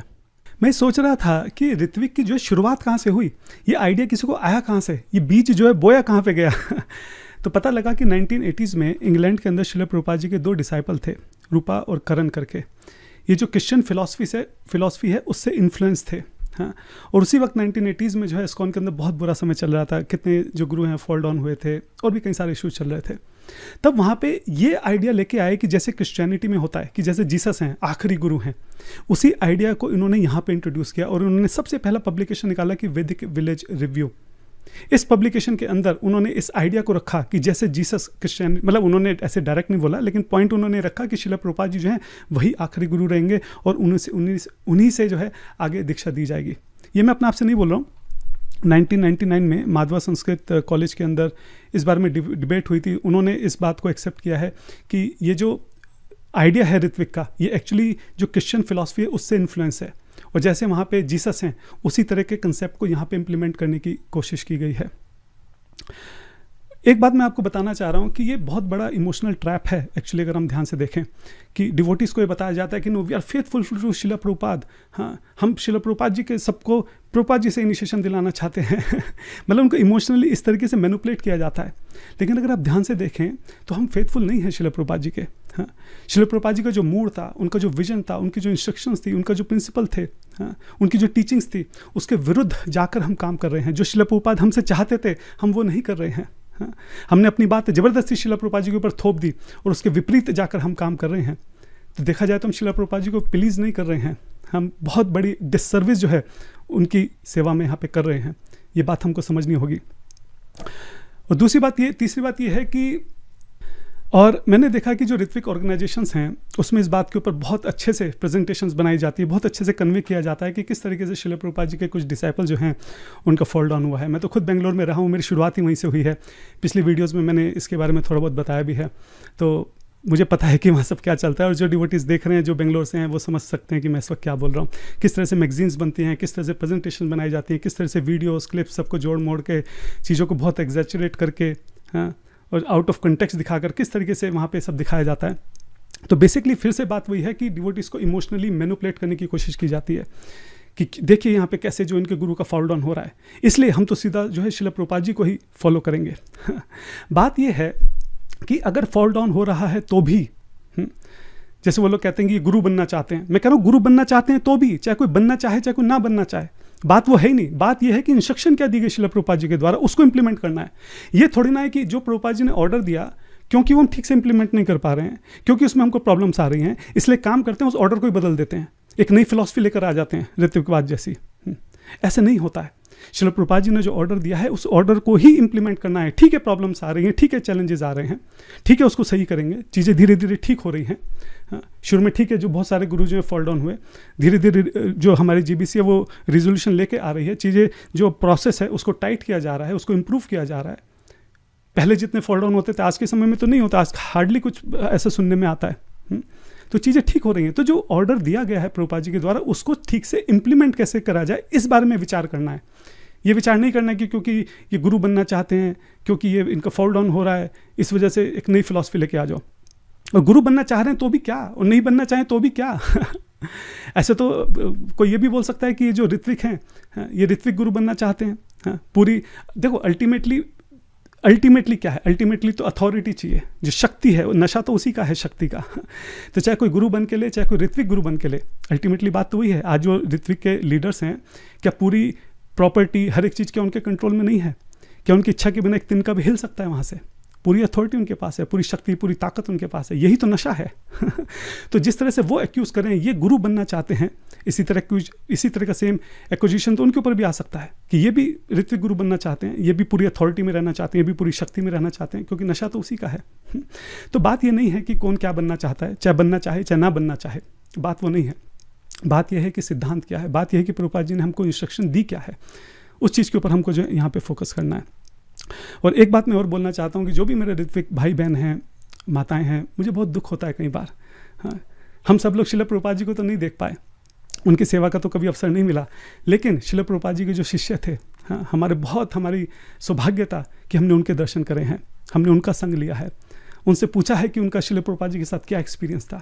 एक एक इंसिडेंट वो आज भी जो है कितनी खुशी से बताते हैं। 50 साल 70 साल पहले की जो बात है, आज भी चेहरे पे स्माइल रहती है। एक एक लाइन, एक एक शब्द, शिला प्रभुपाद जी का एक एक एक्सप्रेशन जो है वो इस तरीके से बताते हैं।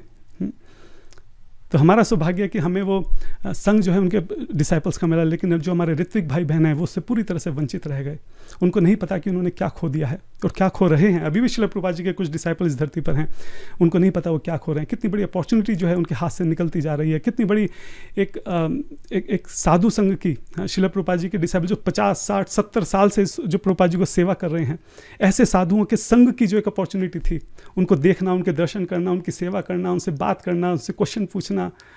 तो इतना बड़ा धोखा, इतना बड़ा अन्याय, इतनी बड़ी हिंसा हमारे ऋत्विक भाई बहनों के साथ हुई है कि इतनी बड़ी अपॉर्चुनिटी जो है उनके हाथ से छीन ली गई है। बहुत दुख है इस बात का। अभी जो इस्कॉन बेंगलोर लीगल केस जीता है, मैं आप लोगों से एक प्रश्न पूछता हूँ, थोड़ा सा कॉमन सेंस आप लोग थोड़ा सा यूज़ करना। इस मंदिर की स्थापना 1971 में 1971 में शिला प्रभुपाद जी के द्वारा इस्कॉन में हुई थी। तो जिस मंदिर का लीगल रजिस्ट्रेशन इस्कॉन में हुआ है, आज कोर्ट जो है वो मंदिर किसी और को कैसे दे सकती है? ये कैसे संभव है? कोर्ट को इस बारे से कोई मतलब नहीं है कि कौन ऋत्विक है, कौन नॉन ऋत्विक है, शिला प्रभुपाद जी की क्या टीचिंग्स थी, उन्होंने कब कहा, क्या कहा, इससे किसी को कोई मतलब नहीं है। कोर्ट को सिर्फ इस बात से मतलब है कि उनके सामने जो लीगल डॉक्यूमेंट रखे गए हैं वो किसके फेवर में है, और वो जो है इस्कॉन बेंगलोर के फेवर में है, इसलिए उन्होंने निर्णय उनके फेवर में सुना दिया।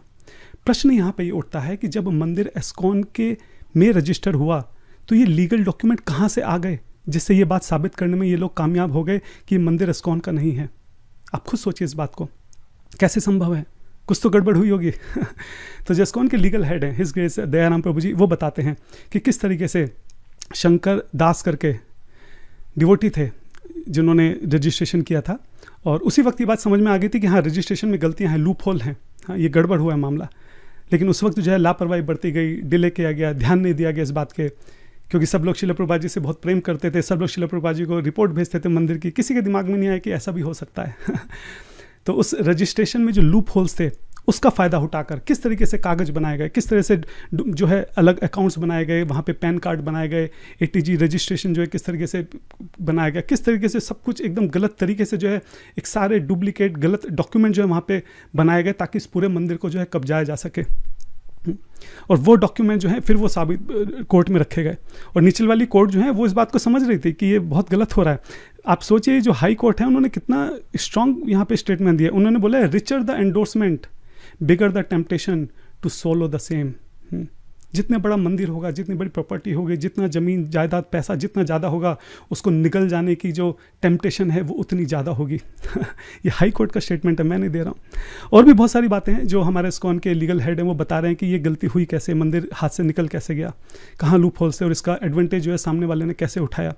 मैं वो सब चीज़ें ना तो यहाँ मेरे पास बताने का समय है, ना ही मेरी बताने की इच्छा है। मैं उसका लिंक जो है डिस्क्रिप्शन में दे दूंगा, आपकी इच्छा हो तो आप सुन सकते हैं कि किस तरीके से ये मंदिर धोखे से जो है इस्कॉन से छीन लिया गया है। अच्छा, जो पीस प्रपोजल दिया है इस्कॉन बेंगलोर के अथॉरिटीज़ ने, हाँ, हालांकि मेरे कोई अथॉरिटी नहीं है उस बारे में बोलने की, मैं कोई GBC में नहीं हूँ, एक साधारण भक्त हूँ, लेकिन फिर भी मैं जस्ट अपना ओपिनियन यहाँ पे शेयर करना चाहता हूँ कि क्यों ये इतना आसान नहीं है, क्यों ये इतना स्ट्रेट फॉरवर्ड नहीं है जितना स्ट्रेट फॉरवर्ड वो दिखा रहे हैं कि देखो हमने तो पीस प्रपोजल दे दिया, अब ये जो इस्कॉन मुंबई वाले हैं ये एक्सेप्ट नहीं कर रहे हैं। हम तो कह रहे हैं कि हम अपनी सारी प्रॉपर्टी आपको दे देंगे, हम तो केवल पुजारी बन जाएंगे, हम तो केवल जो है बर्तन धो लेंगे। हम तो एकदम डिटैच हैं, हमें कुछ नहीं चाहिए, हम तो प्रभुपाद जी की सेवा करना चाहते हैं, हम तो कह रहे हैं कि हमारा सब कुछ ले लो। वो कह रहे हैं क्योंकि वो जानते हैं कि पॉसिबल नहीं है, ये संभव नहीं है कि एक ही छत के नीचे बैठ के दो अलग अलग सिद्धांत जो हैं एक साथ बताए जाएं। अब सोचिए जब भी भगवत गीता 4.34 के ऊपर लेक्चर होगा, दोनों भक्त साथ में बैठे, ऋत्विक नॉन ऋत्विक, कैसे दोगे आप लेक्चर? वो संभव ही नहीं है। आप समझिए जो दीक्षा का प्रोसेस है, जो गुरु, ये एक मेन प्रिंसिपल है, ये कोई छोटा मोटा सब प्रिंसिपल नहीं है। एकदम जो कोर टीचिंग्स है शिला प्रभुपाद जी की, Krishna is the supreme personality of God है, जीव कौन है, जीवेरे कृष्ण, जीवेरे स्वरूप है कृष्ण नित्यादास, भगवान के साथ क्या संबंध है, माया क्या है, गुरु कौन है, उसके साथ क्या संबंध है, दीक्षा, ये एकदम 8-10 अगर मेन अगर हम फिलोसफिकल पॉइंट्स लिखें उनमें से एक है। तो जब भी लेक्चर होगा जरूर इस बारे में बात होगी, तो एक काउंटर आर्ग्यूमेंट, दोनों डिवोटीज वहाँ पे बैठे, कैसे पॉसिबल है? ये पॉसिबल नहीं है। आप सोचिए, जरा विचार कीजिए कि मान लो शिला प्रभुपाद जी के कोई ग्रैंड डिसाइपल हैं, वरिष्ठ काफ़ी, किसी कोई भी, फॉर एग्जांपल हम ले लेते हैं अभी, जैसे फॉर एग्जांपल हिज होलीनेस भक्ति आशा स्वामी महाराज जी हैं, जस्ट एक एग्जांपल के लिए बोल रहा हूँ, परम पूज्य गोपाल कृष्ण महाराज जी के डिसाइपल हैं, प्रभुपाद जी के ग्रैंड डिसाइपल हैं। मान लो वो मंदिर में आ रहे हैं, और मान लो यहाँ पे कोई ऋत्विक डिवोटी है 15-20 साल का, जिसको शिला प्रभुपाद जी से दीक्षा दिला दी गई है, वो भी मंदिर में आ रहा है। अब दोनों एक दूसरे के सामने आ रहे हैं। कौन किसको प्रणाम करेगा? जो भक्ति आशा वैष्णव स्वामी महाराज हैं, उनके लिए तो वो जो लड़का है वो तो गुरु भाई हो गया। तो क्या वो उनको प्रणाम करेंगे? वो 70 इतने वरिष्ठ भक्त हैं, या वो 15-20 साल का लड़का उनको प्रणाम करेगा कि नहीं नहीं ये वरिष्ठ हैं? तो ये इनकम्पैटिबल है, ये इतना इजी नहीं, इतना स्ट्रेट फॉरवर्ड नहीं है जितना ये दिखाने की कोशिश करें कि हम तो प्रपोजल दे रहे हैं, सामने वाला एक्सेप्ट नहीं कर रहा है। ये केवल डिवोटीज़ को जो है इमोशनली मैनिपुलेट करने की बात है। वो जानते हैं कि पॉसिबल नहीं, इसलिए वो इस तरीके की बात कर रहे हैं कि हम तो बर्तन मांज लेंगे, हम तो पुजारी बन जाएंगे, हम तो सारे मंदिर दे देंगे, क्योंकि उनको पता है कि पॉसिबल नहीं है, ये प्रैक्टिकली पॉसिबल ही नहीं है। मैं चाहता हूँ कि ऐसा हो, मैं तो भगवान से प्रे करता हूँ कि कुछ ऐसा हो जाए कि जितने भी प्रभुपाद जी के अलग अलग छोटी छोटी के नाम पे जो अलग अलग संस्थाएं खुली हैं वो सब मिल जाएं। लेकिन मैं जस्ट आपको बता रहा हूँ कि इतना सिंपल नहीं है जितना सिंपल दिखाया जा रहा है। ये सिर्फ डिवोटीज को इमोशनली मैनिपुलेट करने की बात है यहाँ पे। मैं आपको बोलता हूँ ना, ठीक है, अगर आपको इतना ही इच्छा है कि सबको एक करने का, आप इस्कॉन को छोड़ो, जितने ऋत्विक ऑर्गेनाइजेशन है पहले वो तो सब एक साथ आ जाएं, वो सब अलग अलग क्यों हैं? गिव गीता है, इस्कॉन बेंगलोर है, ISKM है, और भी जो छोटे मोटे इधर खुले हुए हैं, आप सब लोग आपस में बात करके एक साथ क्यों नहीं आ जाते कि हम सबका तो एक ही मिशन है, हम सबकी तो एक ही फिलॉसफी, हम तो ऋत्विक को मानते हैं, चलो एक काम करते हैं, हम सब लोग मिला के एक बड़ा अपना आपस में एक इंस्टीट्यूट बना लेते हैं। क्यों नहीं बनाते हैं? नहीं बनाएंगे, क्योंकि सबको अपनी अथॉरिटी चाहिए, सबको अपनी शक्ति चाहिए, सबको अपना कंट्रोल चाहिए। ये जो अलग अलग इंस्टीट्यूट्स हैं, इनमें इनका पूरी तरह से कंट्रोल है। जो भी इन इंस्टीट्यूट्स में वो जानते हैं कि जो ये यहाँ के लीडर्स हैं, इनकी इच्छा के बने एक पत्ता भी वहाँ पे नहीं हिल सकता, एक तिनका भी नहीं हिल सकता है। हाँ, तो ये जो कंट्रोल है, ये जो शक्ति, ये जो ताकत का नशा है, इसको कोई नहीं छोड़ना चाहता। तो पीस प्रपोजल, ये सब चीज़ें जो हैं, सिर्फ बेचारे जो मासूम डिवोटी हैं, सिर्फ उनको बेवकूफ़ बनाने के लिए, उनको इमोशनली मैनिपुलेट करने के लिए है। असली बात यह है कि सब लोग जो है ताकत चाहते हैं, शक्ति चाहते हैं, कंट्रोल चाहते हैं। मेरे जितने भी ऋत्विक भाई बहन हैं, जितनी भी माताएं हैं, मैं उनसे एक बात बोलना चाहता हूँ। इतने सब एविडेंस देखने के बाद भी मैं आज भी आपको लिख के दे सकता हूँ, साइन करके दे सकता हूँ, 100% गारंटी के साथ दे सकता हूँ, बोल सकता हूँ कि कोई लीडर मानने वाला नहीं है। वो नहीं मानेंगे, चाहे कुछ भी कर लो, आप नहीं मानेंगे। क्योंकि जो उनका अस्तित्व है वही इस बात के ऊपर आधारित है कि ऋत्विक फिलॉसफी है। जिस दिन ये अस्तित्व खत्म हो जाएगा, उनकी कोई वैल्यू नहीं रह जाएगी, उनके हाथ में जो पावर है, कंट्रोल है, ये सब उनके हाथ से निकल जाएगा। लेकिन मैं आपसे बात पूछना चाहता हूँ कि क्या आप कन्विंस्ड हैं सिर्फ एक दो लोगों की मन घड़न एक कहानी ऋत्विक के नाम पे जो उन्होंने बना रखी है, वर्ड्स को इधर उधर घुमा फिरा के अपने इंटरप्रिटेशन के साथ और एग्जैचुरेशन के साथ, आधा वर्ड कहीं का मिला दिया, आधा कहीं का मिला दिया, क्योंकि वहाँ यहाँ लिखा है इसलिए यहाँ लिखा है, इन दोनों का मतलब, इस तरीके के ऊपर जो उन्होंने फिलॉसफी बना रखी है। एक दो लोग जो इस फिलॉसफी को बता रहे हैं आपको क्या उनके ऊपर विश्वास है? आपको शास्त्रों के ऊपर विश्वास नहीं है? आपको जो 4 संप्रदाय के आचार्य बोल रहे हैं उसके ऊपर विश्वास नहीं है? शिल प्रभुपाद जी के जो गॉड ब्रदर्स हैं, इतने बड़े बड़े विद्वान हैं, वो बोल रहे हैं, आपको उसके ऊपर विश्वास नहीं है? शिल प्रभुपाद जी के डिसाइपल जो 50-50, 60 साल से उनको सर्व कर रहे हैं, आपको उनके ऊपर विश्वास नहीं है?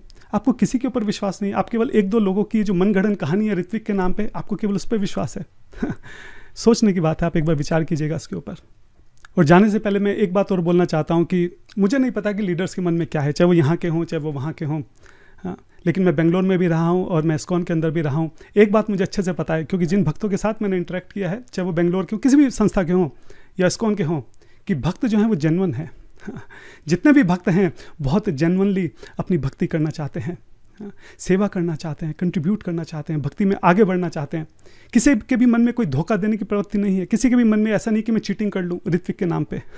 अगर कोई ऋत्विक को फॉलो भी कर रहा है तो केवल 2 ही बातें हैं कि या तो वो इग्नोरेंस में है, या तो उसको पूरी बात पता नहीं है, या कहीं ना कहीं उसके अंदर कन्विक्शन है कि मैं जिस रास्ते पर चल रहा हूँ यही सही रास्ता है। प्रभुपाद जी हमसे यही चाहते थे।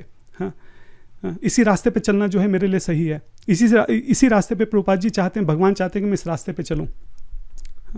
और अगर वो ऐसा सोचता है तो वो जेन्युइनली अपनी भक्ति कर रहा है।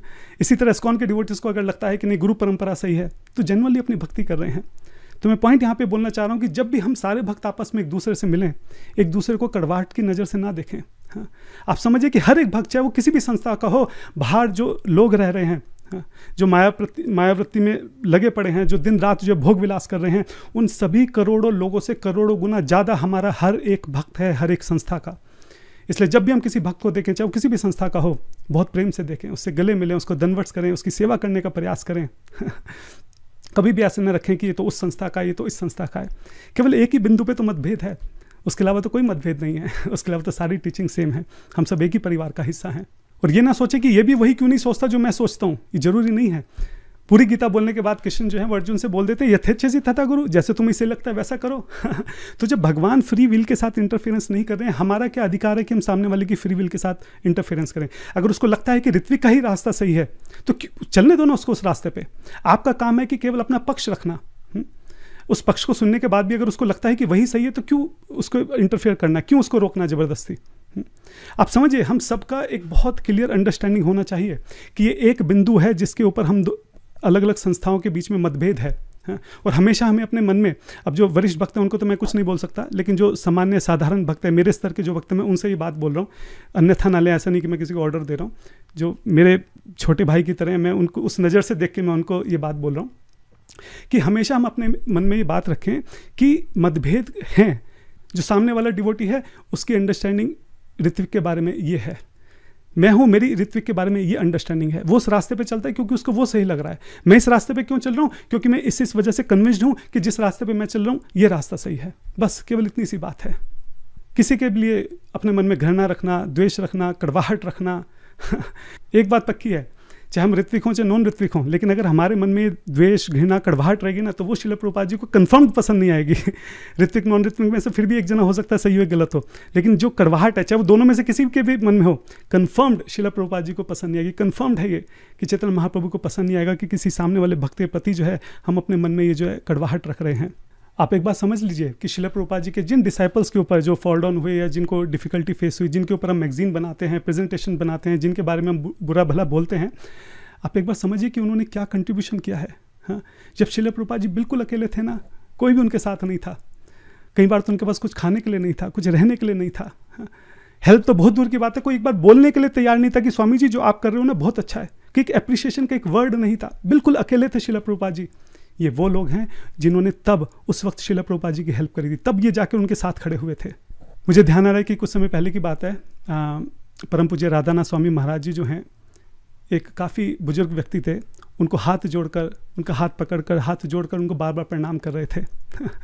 तो मैंने पूछा तो मुझे पता चला कि कौन है जो महाराज इतना प्रणाम कर रहे हैं बार बार, क्या बात हो गई। तब पता चला कि वो जो व्यक्ति है वो श्रील प्रभुपाद जी से मिला था, उसने श्रील प्रभुपाद जी को थैंक यू बोला था कि आप जो स्वामी जी जो आप कर रहे हैं ना, ये बहुत अच्छा काम है, हाँ बहुत अच्छा काम कर रहे हैं आप। तो ये कुछ वर्ड्स जो हैं उसने एप्रिसिएशन के श्रील प्रभुपाद जी को बोले थे। तो महाराज जो है उस व्यक्ति को बार बार धन्यवाद इसलिए कर रहे हैं कि जब श्रील प्रभुपाद जी को सबसे ज़्यादा ज़रूरत थी, जब श्रील प्रभुपाद जी के साथ कोई भी नहीं था, जब वो बिल्कुल अकेले थे, हाँ, एक अच्छा शब्द कोई उनको नहीं बोलता था, उस समय पे उस व्यक्ति ने श्रील प्रभुपाद जी को का अप्रिशिएट किया, उनको थैंक यू बोला। उनको थैंक यू बोलने से श्रील प्रभुपाद जी को उस वक्त शायद खुशी हुई होगी, शायद उनको अच्छा लगा होगा, शायद उनको मोटिवेशन मिला होगा। हाँ, इस व्यक्ति ने हमारे श्रील प्रभुपाद जी का उस समय इस तरह से इसने योगदान दिया। इस बात को जो राधानाथ महाराज जी बार बार उसको धन्यवाद कर रहे थे, आप सोचिए जरा कितनी बड़ी बात है।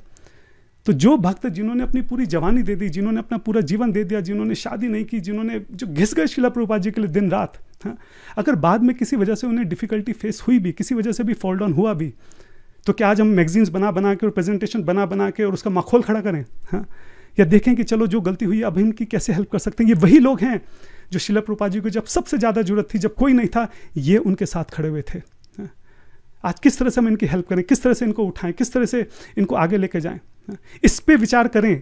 या मैगजीन्स बनाएं और प्रेजेंटेशंस बनाएं और वीडियो बना के दिन रात जो है सोशल मीडिया पे जो है दुष्प्रचार करें, ये सोचने की बात है।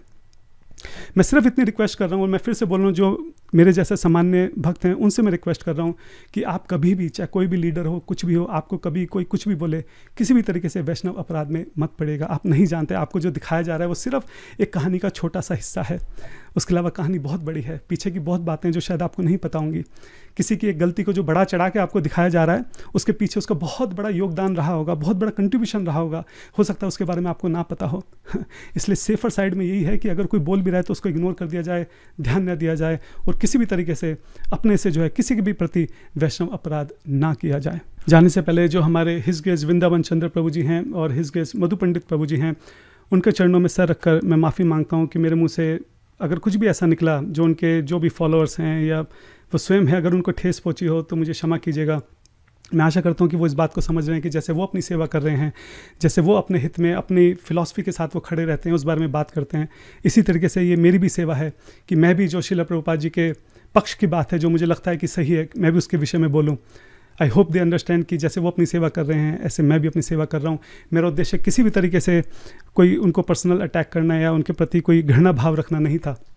अगर ये एक बिंदु ऋत्विक वाला जो उसको साइड में रख दिया जाए, मैं हृदय से इस बात को मानता हूँ कि जितना हरिनाम उन्होंने लिया है, हाँ, जितनी वैष्णव सेवा उन्होंने की है, जितनी भगवत कथा जो उन्होंने सुनी है, कही है, न जाने मुझे कितने जन्म लग जाएंगे वहाँ तक पहुँचने में। मैं तो उनके चरण की एक धूल के समान भी नहीं हूँ, अगर साधना के पर्सपेक्टिव से इस बात को देखा जाए। तो किसी भी तरह से मेरे मन में उनके लिए कोई घृणा नहीं है। मैं उनका दोनों का बहुत आदर करता हूँ, दोनों के चरणों में सर रखकर बार बार उनसे प्रणाम करता हूँ, उनसे माफ़ी मांगता हूँ। इसी तरह जितने भी भक्त हैं, ना जाने कौन सी संस्था के कौन से भक्त ने इस वीडियो को देखा हो, ना जाने किसके हृदय को कहाँ पर ठेस पहुँची हो, मैं क्षमा प्रार्थी हूँ। आप सब लोग जो हैं सारग्राही बन जाइए। आप सब लोग जो हैं इस सार को पकड़ने का प्रयास कीजिए कि मैं यहाँ पे क्या बोलना चाह रहा था, मैं किस तरह से सिद्धांत की बात को बोलना चाह रहा था। आप इस बात को समझिए कि जो मुझे सही लगता है कि श्रील प्रभुपाद जी की सेवा में ये जरूरी है, अपनी सेवा मानकर मैं उस काम को करना चाह रहा था। किसी भी संस्था के प्रति, किसी भी भक्त के प्रति, चाहे वो किसी भी स्तर पर हो, 1% भी मेरे मन में ना किसी के लिए घृणा है, ना द्वेष है, ना ही किसी के प्रति कोई कड़वाहट है। आप प्लीज़ मुझे अपना छोटा भाई समझ के क्षमा कर दीजिएगा अगर आपको मेरी किसी भी बात से दुख पहुंचा हो तो। वंशकल्पतरुभ्यश्च कृपा सिन्धुभ्यैव च पतितनाम पावनेभ्यो वैष्णवेभ्यो नमो नमः। शिल प्रभुपाद की जाय, गौर भक्तविंद की जाय। हरे कृष्णा।